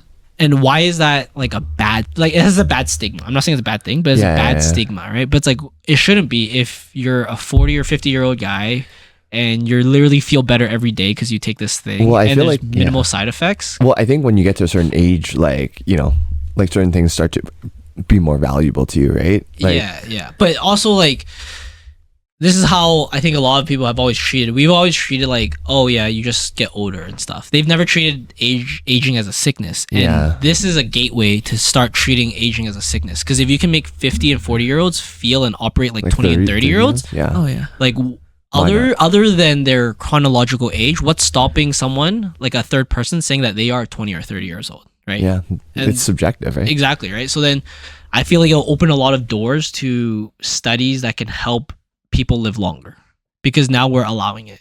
So like, I think one example they use is Ozempic. Yes. What is that?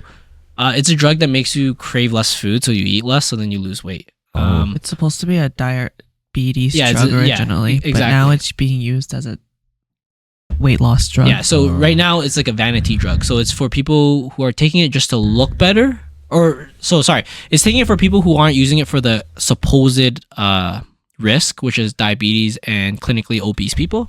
They're using it for other outcomes. And actually, I think like 85% of the people who take it right now aren't like diabetic or clinically obese. They're just doing it to like look better and stuff like that, right? Yeah. I mean, I get it. You don't have to take it. Discipline's good and all that shit. I think discipline's always good, but if we could make society better, why not? Kind of thing like that, right? In a way, because I heard that right now, because a lot of people are buying it and using it as a weight loss drug, it's the demand is too high for the supply chain to catch up. Yeah. And people who actually need the medicine for diabetes reasons are having to wait a lot longer than they originally would have to. Oh, shit. Yeah, I think that's going to happen with almost any drug that comes into this realm, similar to that, right? It's just something they'll have to figure out. It's almost like growing pains. You gotta just fucking it's almost like the you remember the graphic card craze when people were using it to like mine crypto, and then so there's no like 3000 series like graphics crazy expensive, because everybody was just buying them out to mine crypto. They were using it for ulterior motives other than what it was originally intended for. Right? Is what it is. And I think if you, I'm not saying people should take it, but I'm just saying like, hey, let's remove the stigma on performance enhancers a little bit, and then let the scientists really figure out ways to advance. Yeah, how to make it better, and then potentially like it might become an anti-aging thing. Like it might just be a thing that we just have, right? Like I think it's inevitable in the next century that we're gonna have genetically modified kids. Oh yeah, right. With CRISPR and everything. So if we're already gonna do that, like, why not actually enhance other shit too, right? You know, if you're already gonna CRISPR, you might as well figure out how to make. I agree. Like, you might as well use all the knowledge of all disciplines possible to make us live longer. So like, I just optimize. Yeah, exactly. So we can just survive things, right? Yeah. And I was actually, so right now I'm reading The Expanse, one of the books my brother recommended, and they talk a lot about space travel. This is gonna be kind of a roundabout thing, but what happens a lot in space travel is like you can only go so fast because the amount of G's your body can withstand, right? So if you go at a certain acceleration, say like 1 or 2 G's, it's gonna take you a long time to get really, really fast, right? But if you go at like 3, 4, 5, 6 G's, then it'll be a lot slower amount of time for you to go really, really fast, right? Especially because it's a vacuum and stuff like that, right? But the problem with that is that your bones start getting crushed, your tendons starts getting fucked up, your blood vessels start getting fucked up, your eyes, everything starts getting fucked up at certain G's for long duration. So like race car drivers, they can handle like 10, 13, 14, 15 G's, but that's only like a split second of the race that they have to do that, right? Or if they get into an accident, it's literally just like less than half a second, right? But now if you have people that are enhanced, they have stronger tendons, stronger bones, stronger muscles, they can actually withstand higher G's now. So then we could actually get to Mars, or we could actually do further space travel, or like you can actually have a human body in a vehicle now. Because right now, like if you want to go that fast, you can only send a robot, because literally the acceleration needed, it will kill a person. Yeah, you just can't withstand it physically. Yeah. But now that if you're actually physically enhanced, you could actually withstand a lot more of that, right? You're like, it just sounds like this is a lot to do with a lot of technology growth, and this is like a missing thing. You know how in technology growth something happens, it doesn't seem like much, like the Google glasses or something like that, and then something else happens, and all of a sudden they all converge, and then a big technological change happens. Yeah. For example, singularity. For example, the cell phone, like they had to develop the screen, the touchpad method, all that stuff were all individual growth, and all of a sudden it exploded into one big thing. Right? Yeah. I think that's similar to this in this human enhancement thing, right? You're gonna enhance the human body so the human body can able to withstand more. Then you're gonna enhance the vehicles or the whatever that humans normally are in to get that even better. And at some point, you're gonna get some crazy convergence, and it's gonna be some crazy technological advancement. Well, I feel like that's why it's like exponential growth, right? Yeah, technology. I mean, it's crazy too, because you never think that in terms of the human biology, because it takes so long for us to grow and develop. Like evolution, all that stuff just takes a really long time, right? In technology, it's very easy. You can iterate a code like however many times, and you can just get better and better and better and better, right? But now with enhancement, there is potentially a way for us to get better in terms of drug use, right? Like, I think that goes along with medicine. I feel like medicine and technology both can grow exponentially and eventually reach a singularity point for both of them where human life and technology is just never the same. I think so too. Like, I think, could you imagine there's a drug you can take to help you learn better, like other than Adderall, or like a better version of Adderall, right? Like Adderall 2.0 or 3.0 that has almost no side effects, and you took that starting at like grade 1 to like grade 12, right? And by grade 12, you're probably a fucking PhD student. Yeah, like you're basically like your gold mine of knowledge is just right. Yeah, right. And it's just crazy. Or like, imagine artists or whoever, like performers, get to take all these like I use beta blocker as one example. There's a bunch of different performance enhancing in terms of the mental mind that you can use. It just hasn't been developed. But if we do develop that and they start using that regularly, and I'm like stuff that isn't just Adderall, right? Like more intense and better versions of it, then you just get better shit. Like you just get better stuff. You get better music. You get better art. You get better everything. Yeah. Which is cool. I think that's a sick way of thinking. Yeah. Like it'd be crazy because you have guys who are like, for example, in finance, you have half the team working on like the algorithm and shit, the same thing, and then the other half of the team literally have like some crazy genius mind working on their own shit too, right? So I'd be like, oh, that's kind of cool, kind of neat. Well, I feel like, overall, like when this stuff advances, like I feel like the standards and like the average threshold and benchmarks are just all gonna raise all across, right? Yeah, 100%. I think so too. I think it's like a combo of stuff I've always wanted to happen, and I think it's slowly happening. I think like slowly society's happening where they're eating less fast food, right? Fast food's getting more expensive. People are realizing how shit it is. Less sugar and all this stuff. So we're like decreasing the bad, and we're trying to increase the good too. But we're not just increasing the good, saying like you have to go to the gym and all that shit. Like not just that, but like there's other things that we're learning now too, right? It's like, okay, X amount of sleep, all these different techniques, sunlight, vitamin D. Like even if the whole world just took the right amount of vitamin D right now, I think just like literally the human population would just not skyrocket, but it would literally, the mortality rate would just dip a little bit. Like if you track it on a graph, and you say on this day everyone started taking vitamin D, and then this length of time they'll be, oh shit, less people are dying. I think that's literally what will happen if you give the entire world the sufficient amount of vitamin D, which isn't like a crazy theory. It's like it's doable. There's enough manufacturers of vitamin D, and out it's there. so cheap. Yeah, and there's enough people out there that are deficient in it that we can probably give the whole world that. And it's like almost, other than economical, there's almost no negative impact. That's what they thought about fluoride. True.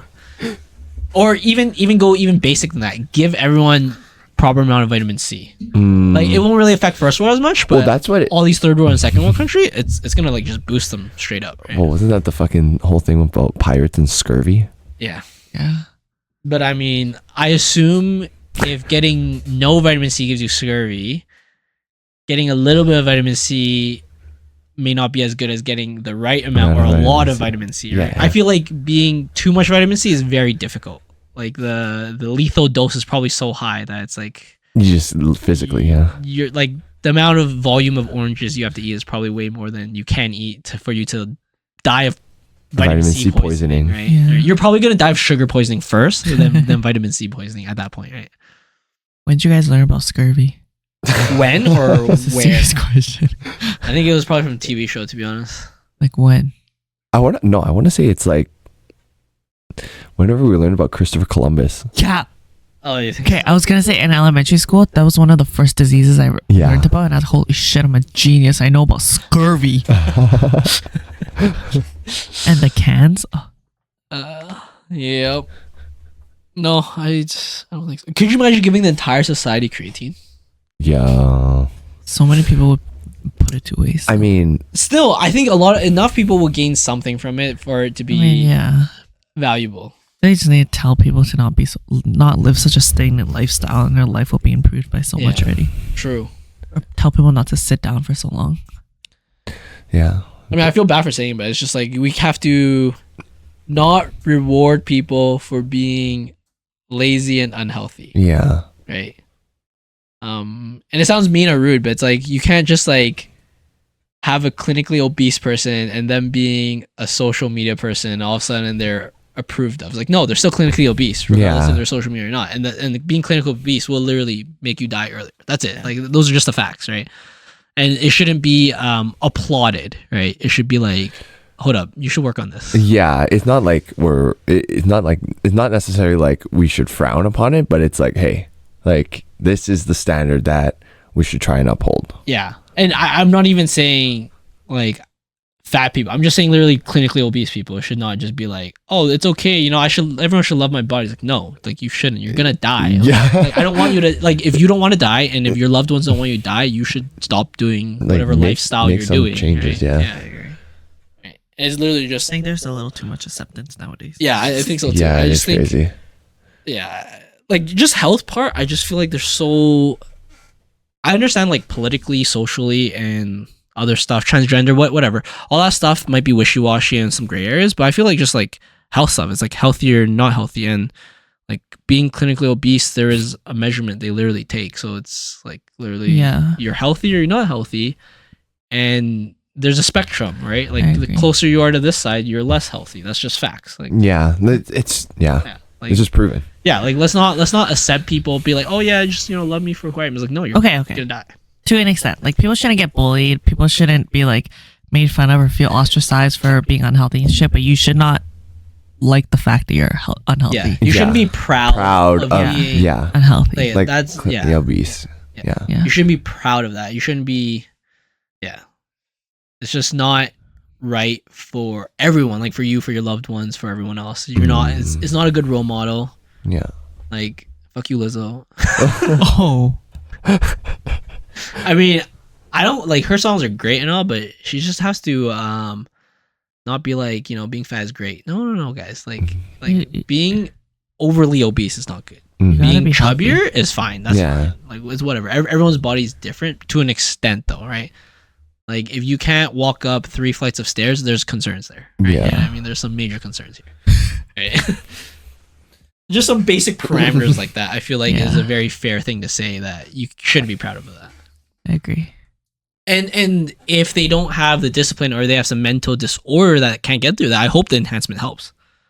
Like I hope them being able to enhance themselves, get them out of that rut or that physical state or that mental state. Right. Yeah.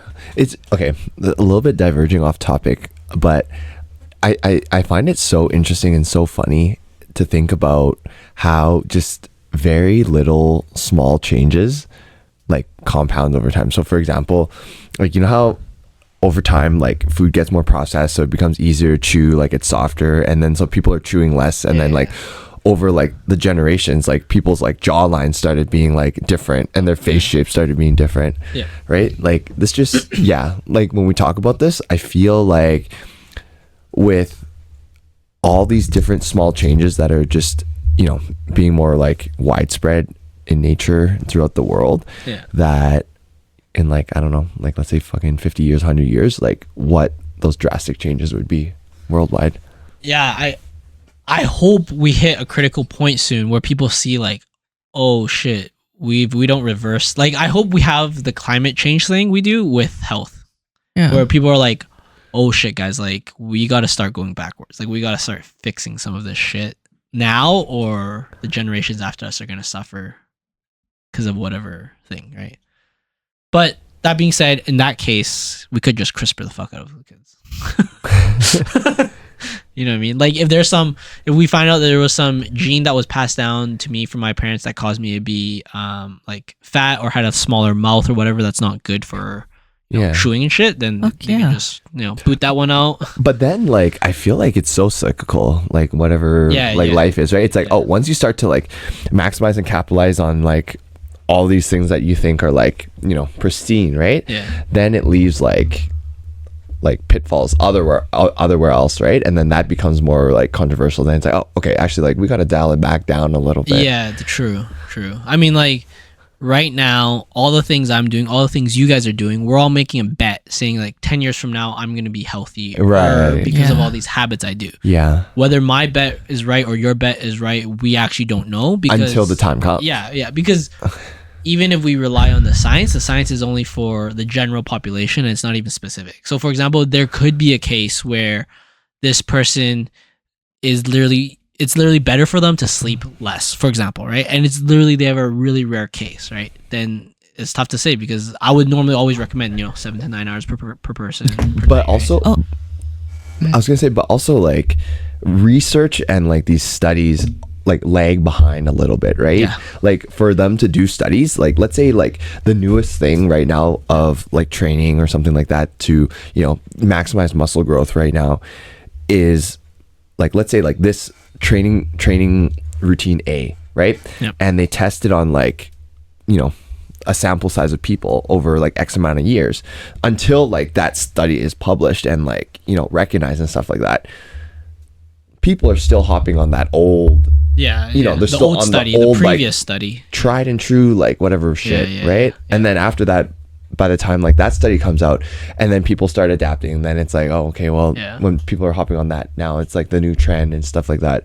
But then, like it takes time to like actually catch up, right? It's like it's true too, because it's so hard for researchers to get such a good study in, because there are so many differences. So for example, if there was a study saying like broccoli, this is just pure example, guys, this is completely fake, but let's say last 10 years, there was a study saying that broccoli makes you healthier in the last 10 years, right? So from year 2014 to 2024, they performed a study on 100 people, and they found that broccoli actually makes you smarter, right? Again, this is all fake.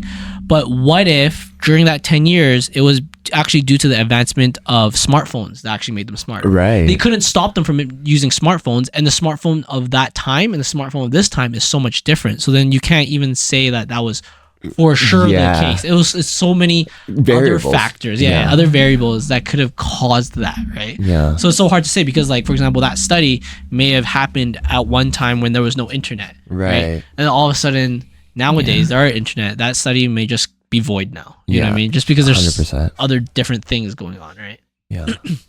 So it's tough. Like when they do these like lifestyle studies or these type of studies, it's so tough to draw conclusions unless there's like a overwhelming argument with such undeniable logic, I think. Yeah.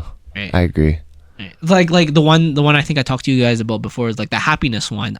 I think it makes sense. Like I know it happened, it's the study started 40-50 years ago and it lasted 40 or 50 years, but the logic to it just makes perfect sense. Like when they explain it and stuff, it just did, right? But I could be wrong to believe that, and I wouldn't know until I die. It's like right? A lot of things like you don't know until you're 50 or 60 years old, and by then it's already too late to implement any of these things. Right? It's kind of like the physics that they do to study astronomy, astronomy, and how it's just been broken by the James Webb Telescope. Oh yeah, it's just it's so tough, because I actually thought of this recently. I was in the steam room. I was just thinking about it. I was like, ideally, we all want, the ultimate thing we want is the equation of everything, right? And it just doesn't work right now. Like even physics doesn't work, because when you get to such a small scale on the quantum side, your normal Newtonian physics doesn't work. So you have like an equation where only this half works when you're X amount size, and this half of it works, and this half doesn't work at X amount size. Well, it's really hard to do that, right? Yeah, it's like inconclusive at that point. Right. So it's crazy, because like even because I've been listening to a lot of physics podcasts recently, just randomly, right? And it's just like, dude, it's so wild that I feel like they know so much. Like the actual theoretical physicists know so much, and yet they know almost nothing of the universe. It's crazy. Yeah. Well, like I feel like everything is just so subjective, right? Like if you think about like how do you train to be the best athlete? Well, it's like, it depends what fucking sport you're playing, right? It depends like if you're training for athleticism, if you're training for strength, if you're training for whatever. And so even in your sport, it's like the fastest guy might not be the best trained in the sport, because speed can bring you only so far, right? It's like, what's that like balance of everything? What if it's just purely his genetics or what he's predispositioned with when he's born, versus what if he doesn't have like a good training regimen, or his training regimen isn't as good as person B, but then person B has subpar genetics compared to him? I mean, I think a lot of case, I've kind of always argued for this, is like peak male athleticism, 25. Peak male performance maybe early to mid 20s, but I think peak male athleticism is 30 to 35, because that's when they have both the wisdom, maturity, the growth, and the physicality, right? Like whatever's left from your peak. Yeah, so like their physicality may have dropped 10% between 25 and 35, but they've learned so much. Their reflexes are better, because reflexes regardless and of experience, right? Exactly. So like the reflexes are a trained thing. It's not like a natural muscle thing. It's muscle related, but it's like something you train with your brain and the connection your brain to your muscles, right? So it's like their athleticism is a different thing compared to just pure performance, right? Yeah, that's crazy. Like it's kind of funny to think about that with like your setter that's like sub for your team yesterday. It's like, like he performs well, but like just completely unaware of like the rest of the game and like play with the rest of the team. Yeah, because your style may not be fit for your team. Right. Well, it's just like your technical skills, like you perform everything like so clean, but it's just like your awareness and your experience and like understanding how to like fit together in a team is so like 100% infant. Like a lot of it is like a MOBA, like Dota. It's just like you might have the best individually talented players, but if they don't mesh well, if they don't play well a certain time, if they're mood. It's just like when you make an all-star team, you just like put together like the most individually skilled players, but they just don't mesh. And it just doesn't work, right? And like literally, I truly believe in specific sports, you need a leader who's clearly the best, and then you need the people like support. You need the good support. Like they're not the best players, but they're the best support that they can be for the leader, right? And that might be like different sport, like basketball and other things. Right, 100%. I agree. And it's crazy because there's so much strategy to it where sometimes the subpar of a player might be better for the team than 100%. Right? It's just like if you have all the good players on one team, it's like, okay, well, every good player can't be the one scoring every fucking point. So then it's like this cap of who scores the most points might be like, it might just like, even out across the scale, which like to that extent, it's like, no one really like shines, right? Actually, I think another crazy thing I've never really thought about until more recently is there's a fourth dimension that comes to sport. So it's not, so literally some players will play better at the beginning than compared to the end.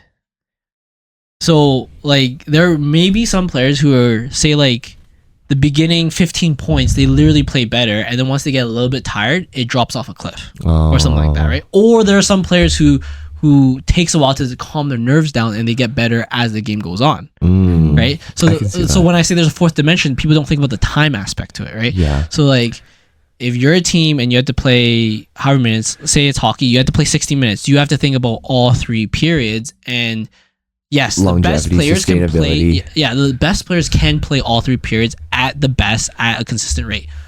But no matter how good you are, you're more tired on the third period compared to the first period, right? Yeah. And it's like at that point, if people taper off, it's like, is a tired like McDavid better than like a completely fresh, right? Or is the same thing? Is a tired is a tired McDavid on the third period the same level as a tired Kachuk at a third period? Right. Because the level they get tired to and their skill level is not different. Linear. Yes. You know what I mean? Like you could be dropping off a cliff, or you could be slowly, gradually getting worse, or you could be very plateauy and not that bad, right? Yeah. And it just depends. So then maybe you'd want players who play really well, fresh. Like you play them a lot at the beginning, you play them less at the end. Like that strategy too is now different too, right? Like that's the same strategy you need to have when you play in tournaments. Yeah, for sure. But yeah, like it depends, because like at some point with enough training, everyone can last that long, right? So it's like in volleyball, like in the semifinals, finals, or playoffs, like Team Japan's playing their six best players. They're not fucking change shit, right? But then when you come to like, let's say, you know, different games of the tournament, right? You're like third day of the tournament, maybe you play some not as good players and just shit like that you have to like manage, right? If you have to play so many days in a row, right? And that's same with like almost any professional sport. Like for example, basketball, hockey, football. There's a whole season, right? So it's like you gotta injury management and energy management. Yeah, energy management and fatigue management and all that shit. So that fourth dimension is gonna be really cool too, because what if there's some enhancer that gives you that enhancement, but it only lasts so long, right? And then, so like, do you sub players in? Do you sub players out? Or do you change your enhancement regimen? Like, for example, I give you 3 drugs. The first one makes you really good only when you're fresh. The second one makes you good, you know, when you've had some activity, some blood flow, and then it makes you good. And then the third one makes you good when you're fatigued. That means it makes you numb to the fatigueness, so then you're playing still optimally, right? I give you 3 of these, and then you can only use them in certain ways, for example, right? Like, for example, if you use 2 of them on one person, they might die just for whatever health reason, right? So then all of a sudden now with enhancements in, you got to think of, okay, how do I strategize for this, right? There's another whole strategy aspect to it, right? Because there's only so much you can juice your guy with, right? And then when it comes to athletic sports, not pure strength, speed sport, then you got to like really think about it. And which is cool, because one day I do want to see fucking, like, I personally think hockey should be juiced, or like basketball should be juiced, or football should be juiced, because if you think about it this way, they're professional athletes. They're not rec. We all understand they're not rec. Like we all understand I can't shoot a basketball, skate better, or run faster than football players. I can't do any of that, right? So let's not have the illusion that it can. So then let's let them perform as peak as possible and let them recover as best as possible. Like a lot of the enhancement drugs, I think, are more recovery drugs than anything. You know what I mean? And they're just not allowed just because for whatever reason, right? Like they're more for recovery than they are for just purely making you bigger, right? Like you get bigger because you get more sessions in, right? Yeah. Because you can recover a lot better, right? But yeah, I think if we do that in sports, like the meta would be different. It's just like, let's think about Dota, right? Like, dude, they already take sports enhancers in esports. They take beta blockers and shit, like Adderall and shit like that. But I mean, like the game modes. Like, let's think like your meta in like EM versus like regular is so different, right? Yeah. And so it'd be almost sick to like watch a different kind of like pace of sports almost. And like just insane. It's just different, right? Like the play style of everything's different. Like if you watch women's volleyball versus men's volleyball, like the meta is completely different. Like girls are just digging more balls, right? They run like different moves like slides and shit. The sets are like way the fuck lower, but it's just so different, right? The different meta. But it would be so entertaining to watch how, like, you know, these enhancing drugs change, dude, like the strategy of the game. I only wish for success in the enhanced game, and what I want to do, I want them to show a clip of a 100-meter dash from the enhanced guy, and then the fastest 100 meter unenhanced man 100 meter, and I want them side by side in a video to see how much faster, or if it is faster. Like maybe genetics is so much of it that no matter how much you enhance, you can't be faster than Usain Bolt or something like that, right? That could be the case, but I want them to succeed so I can see that like discrepancy. I'd imagine the discrepancy would be fucking insane though. Like if you look at people who strength train and they use drugs, it's I think you can never fucking get anywhere near that if you're natty. I agree, but I think the first little bit, like the gap would be small, but as time progresses, like that gap would be bigger and bigger. And I think it's two things. It's the drugs getting better, and then but like I said, when the enhanced games start, they're not gonna get all the best mainstream athletes, they're gonna get like people who are starting to taper off, who don't want to stay in their sport, or they're gonna get like ex-athletes and stuff. But then when you get the best person, the fastest runner in the world, like for example, like Mr. Smith, he's 100 meters dash, he's literally the fastest in the world. You get him to run in 2023, and then in 2024 you get him juiced, and you get him to run again 1 year later after being juiced. I want to see how much faster that is. Yeah. And then you get Usain Bolt in it. Oh, like fucking out of the race. That's gonna be insane. Yeah. Oh, sorry, I mean, Mr. Smith. It's cool. I think also because it's almost getting into like superhero territory. I think it's pretty fun. So. Like the boys with the compound V and shit. Like it's not the same, but it's kind of cool. It's like, you know, and I do want them to use it more in like academics. Like fuck, if I have a professor who's teaching me, I want him to be the smartest motherfucker in the world with or without drugs. I feel like for the enhanced games, even the theory behind how they best perform and train for their sports would be enhanced and revolutionized so much so that people who are natty will eventually adopt the same theories because they'll be like, oh, we didn't know we could do that. And yes, maybe we'll have to train a little bit more in order to push our bodies to those capabilities in order to train that way. Yeah. But now we know that there's a path. Yeah. And so even the regular Olympics and regular sport people will grow a lot too. Initially, the regular sport and Olympics, there'd be almost no effects to their viewership and their income and stuff. But I think 5 years from now, I ain't watching the Olympics if there's fucking enhanced games going on. You know what I mean? Like you'll watch the Olympics and be like, these guys are slow as fuck. Yeah. Like if the enhanced game does become very popular, and if I was them, I would air at the same time as the Olympics at some point, and I'd be like, fuck you guys, we're the future kind of thing. Yeah. You know what I mean? Like actually compete. Yeah, like literally compete for viewers now. You know what I mean? Because like they can do whatever they want, right? Any organization can host a tournament whenever they want, as long as they have the people who are participating and the people who want to watch it, right? So initially, I agree that there's probably no competition, but I think after a while, it'll be fucking insane. I mean, personally, I would rather watch the enhanced games than the Olympics. If you're telling me these are literally the best people, then I'm like, fuck yeah. Like as the best science, the best drugs, the best athletes. The only next possibility would be like enhanced exoskeleton. Can you fucking imagine if CRISPR got in on this? Alright, so we're gonna make you start off with great ass genetics. Yeah, but that's like 20 years in the making. Holy shit. Right? Because like they're not even born yet, and then you have to train them for 20 years.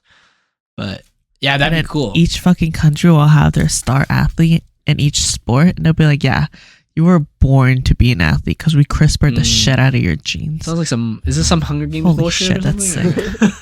We all have our own tribe and we fight each other for all the food in the world. But yeah, I think that'd be sick. I mean, I think we're also looking at it very optimistically. There's obviously gonna be some bad to it, some growing pains, but I personally think it's worth it because one day it may or may not trickle down to me, and I would love that. I wish. Because it sounds shitty and I'm bitching a little bit, but like I have pain when I wake up sometimes that I didn't have when I was 20. You know what I mean? And I feel like a lot of people past the age of 25 knows exactly what I mean.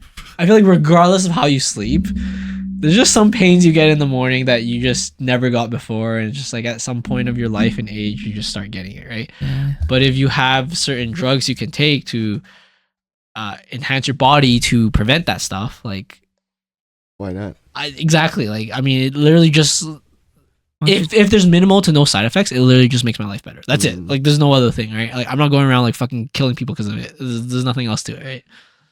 Yeah. So I'm just happy for it because I think the trickle down effect will eventually come to the consumer users that are able to use this to just make their life better, right? Well, like you think about it, that's literally what caffeine is, right? Yeah. Like, but it's kind of gotten to the point where like some people are just dependent on caffeine, and then it's like, oh, without caffeine, then it's like, okay, now you're actually yeah. I think that's absurd, right? When people are like, don't talk to me, I haven't had my coffee. I'm like, damn, maybe you shouldn't have your coffee. Exactly.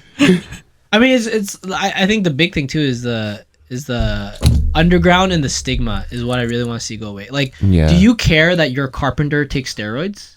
No, if they can fucking build me the fucking house, pipes. then just, I mean, isn't it good for the pipes? Like they'll actually be able to put in the right spot without their back hurting. My pipes. I mean, I'm not sure if it'll help down there, but but yeah, like, do you care if your landscaper takes steroids or not? No, I don't think anyone should care. It's like fuck it. If it helps, just results based, right? Fuck like it. if they can wake up without their back hurting. Arnold Schwarzenegger coming to you and be like, "I'm here to trim your lawn." I'd be like, fuck yeah, let's go. Like, would society care if people with that physique come and does your manual labor? I'm like, no, like I don't fucking. Yeah, I don't think anyone cares right now. Yeah, I mean, like if my landscaper had to take some drugs so his back doesn't hurt, like steroids, I'm like, okay, do it. Like it only makes your life better and it doesn't change my life whatsoever. Mm-hmm. So that's why I personally want to get rid of the stigma part, yeah. Because the stigma comes from the underground bro science, right? If you remove the underground bro science with like actual pharmaceutical, like not specific pharmacy, but like actual research science to like anabolic steroid use, then you actually have people using it responsibly, and then you actually have like fucking properly juiced people, if that makes sense. Yeah. Yeah, I mean that's what I like to see. So yeah, that's one thing I want to talk about today was just. Can you imagine if they also didn't put in specific rules for swimming and you gave them those kind of drugs? It's well, like, that's what he was saying. How long can you stay underwater for? And people just, I don't need to come up ever. Well, that's what Jorge was saying, was like, if you just there's no rule set, you just fucking let them freestyle and then just let them break however but then eventually there will be a meta, right? Like and then if that's the meta, then right, guys are swimming in the ocean now. No, like if the meta is never coming up for a breath of air in 50 meters, then maybe 50 meters become obsolete. Like maybe 200 meters is now the new 100 meter dash. Yeah, right? Is the new low distance is considered 200 meters now, right? Then all of a sudden, you just have these juices people. Yeah, they can swim 100 meters without breathing, but then all of a sudden they have to, and then that's when the changes happen. True. I mean, if they get to the point where there's a drug that lets you breathe underwater, that's a whole different story. Right? Like, we're fucking Atlantis at that point. You know what I mean? We can talk to the fishes and all that shit down there. Yeah, that'd be fucking crazy if, because people from Africa typically have crazy genetics. Yeah. Yeah, imagine if Africa becomes like the most developed city in the world because everyone fucking pays for this shit and wants to watch the most genetically enhanced people on the planet. The meta is shifting. Wakanda? Forever. Yeah, that'd be cool. I mean, I might be too much of an optimist for it, but I see a lot of good things coming from this. I think it's gonna happen. Yeah. Well, I think for sure it's almost gonna happen. I think there's a lot of people backing them.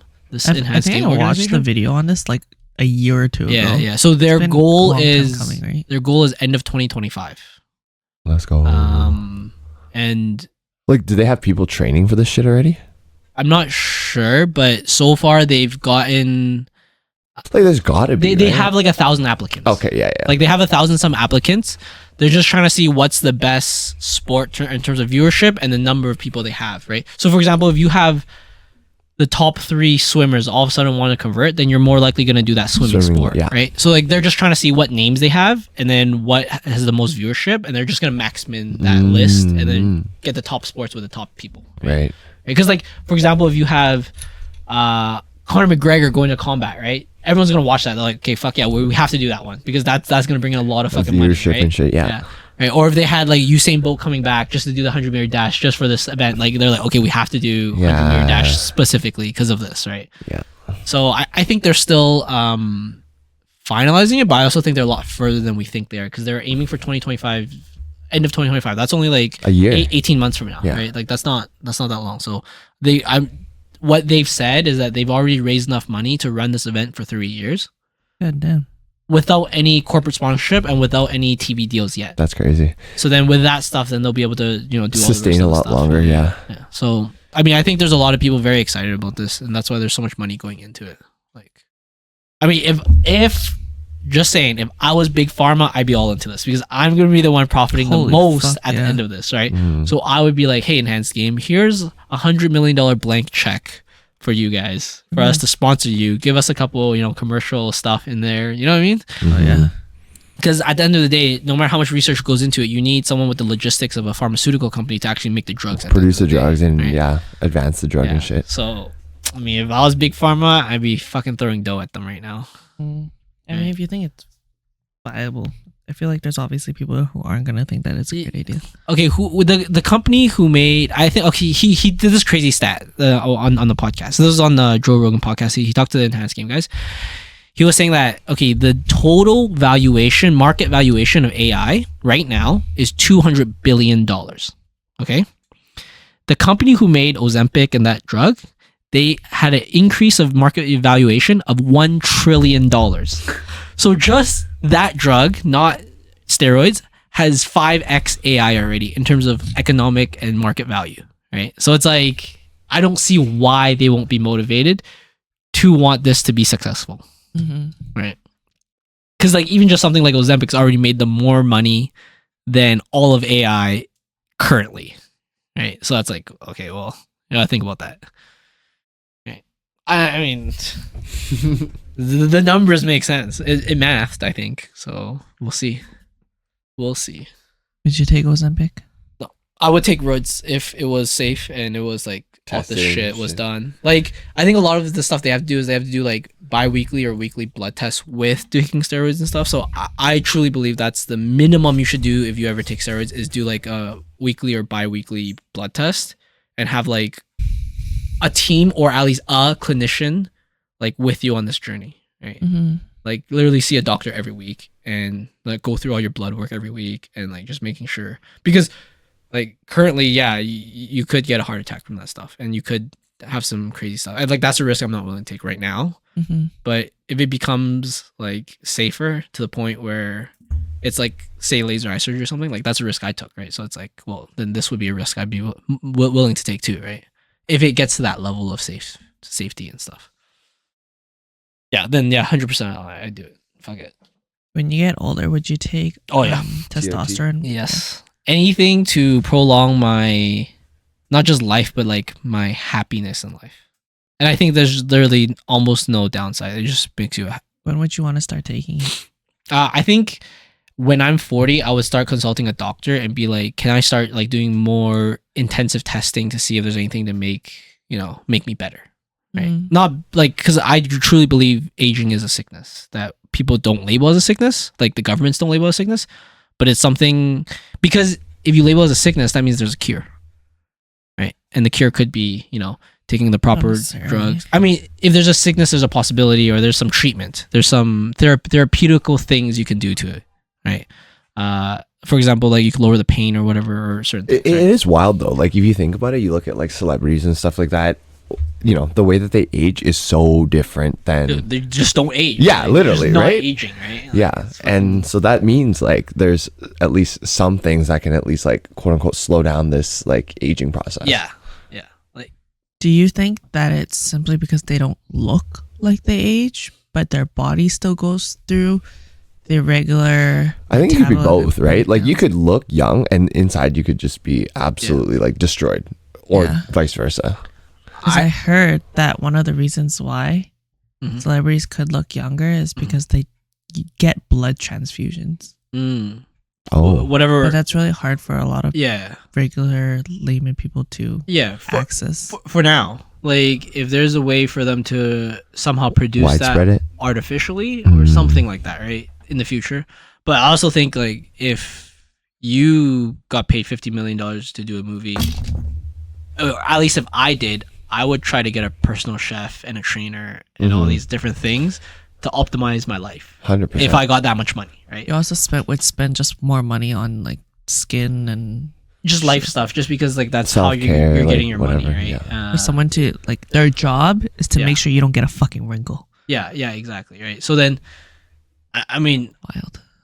Yeah, so then just the fact that they have their own personal trainer and their personal chef is already a big boost in their health compared to everyone. So like, I'm not saying that solves aging, but that's already a factor in aging. Yeah. Right? The fact that they're eating the access clean, to resources, right? Yeah. They're eating clean, they're getting like red light therapy, they're getting all these different therapies that, we just don't have. And they're literally proving that aging may be able to be solved, but for sure be able to be deferred, as in like you could prolong the youngness, or pretty much just get old later kind of thing, or just not get as old as fast, right? They're literally proving that the chronological age is not biological age.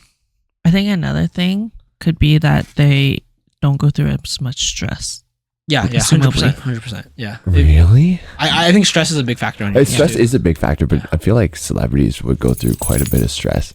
Like the amount of travel that you have to do, like the people that just fucking heckle you, and like I'm sure celebrities get like fucking death threats or like, you know, all this shit like just casually, right? I think celebrity is similar to most jobs where there's just people that are better at it and people that are worse at it. Yeah. Like I just think Tom Hanks just knows how to live that life. So then he's just not bothered and stressed about any of that shit. And then maybe the people who are affected by it are just not as good of a celebrity, like whatever that entails, compared to those other celebrities, right?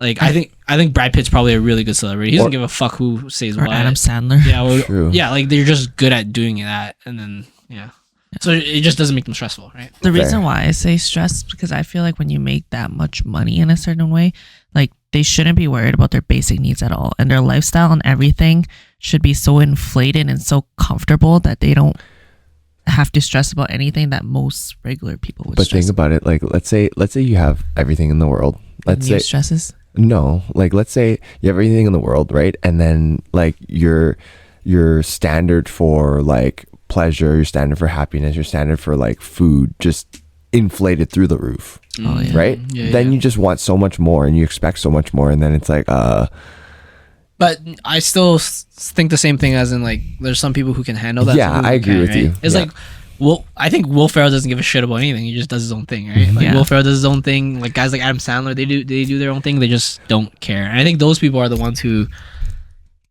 are a fact that if you're happy before you're rich, you'll just become happier. And that's what they've proved, is that, you know, they knew how to be happy, and then they got rich and they knew how to be even happier. Yeah, 100%.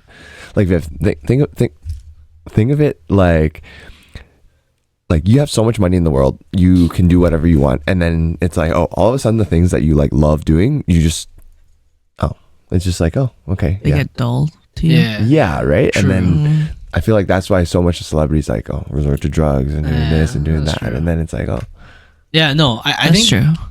I can see that. Like like for me, if suddenly I got like a crazy annual salary, my enjoyment of tinkering might be less. Like for example, my 3D printer, I like to tinker, do mods and shit. I just fucking buy the best model there is. Like there's no tinkering anymore, right? Yeah. You know what I mean? I just fucking buy the best one there is because I have such high annual salary now. Right? Yeah. So yeah, that is true too. I won't enjoy that anymore because I'd be like frustrated, and then I'd be like, I'm just gonna buy a fucking brand new one. Yeah. So yeah, no, I see that the complications become different. But I think it's just, you know, some people are good at it. Yeah. No, I agree with that. All right, cool. Guess we'll just end it off now. It's about 2 hours. Anything else you guys want to add? No.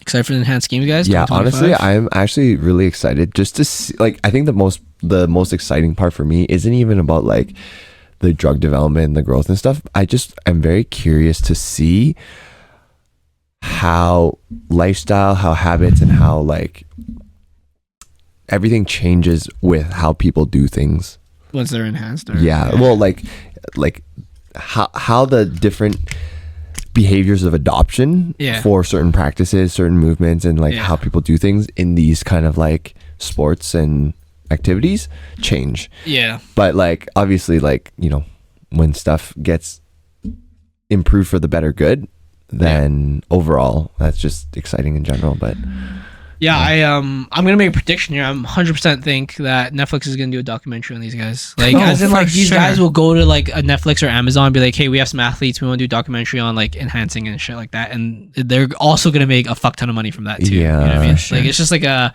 there's so many avenues for them to showcase what they're doing and also make a lot of money to continue showcasing what they're doing. Yeah. All right, cool. That's about it. Anything I've never had any interest about going to watch any Olympic Games, but I would actually would want to watch one. Especially like go watch it or virtually. Go. Oh. I think they could also potentially make go watching it cheaper too, because now it's not all in one city. Right? Yeah, like you're not having like hotel costs. Like there's no surge, right? Yeah, there is a surge, but not like a crazy one. Not as much as like if everything is packed in one city. Exactly. Like imagine Whistler and Vancouver when we had the Olympics here. Like it must have been impossible to like get a place to stay, right? Like flights going there would be cheaper, hotel would be cheaper, and then like honestly, like I'm not saying the tickets would be significantly cheaper, but they don't need to scout people for that much money anymore because it's not happening every 4 years now. It's happening every single year, right? So yeah, you missed this year. You don't have to wait till you're fucking like 28 instead of 24 to go watch it if that was your age, right? So can you see why the logo is E and a plus? E is probably for like enhanced games. Plus is for like enhanced. Yeah, I don't know. I mean, is there a logo explainer, you think? We'll just go through this. Anyways, we're gonna end it here. Thanks for tuning in, and we'll see you guys next time. Bye. Thanks, guys. Bye.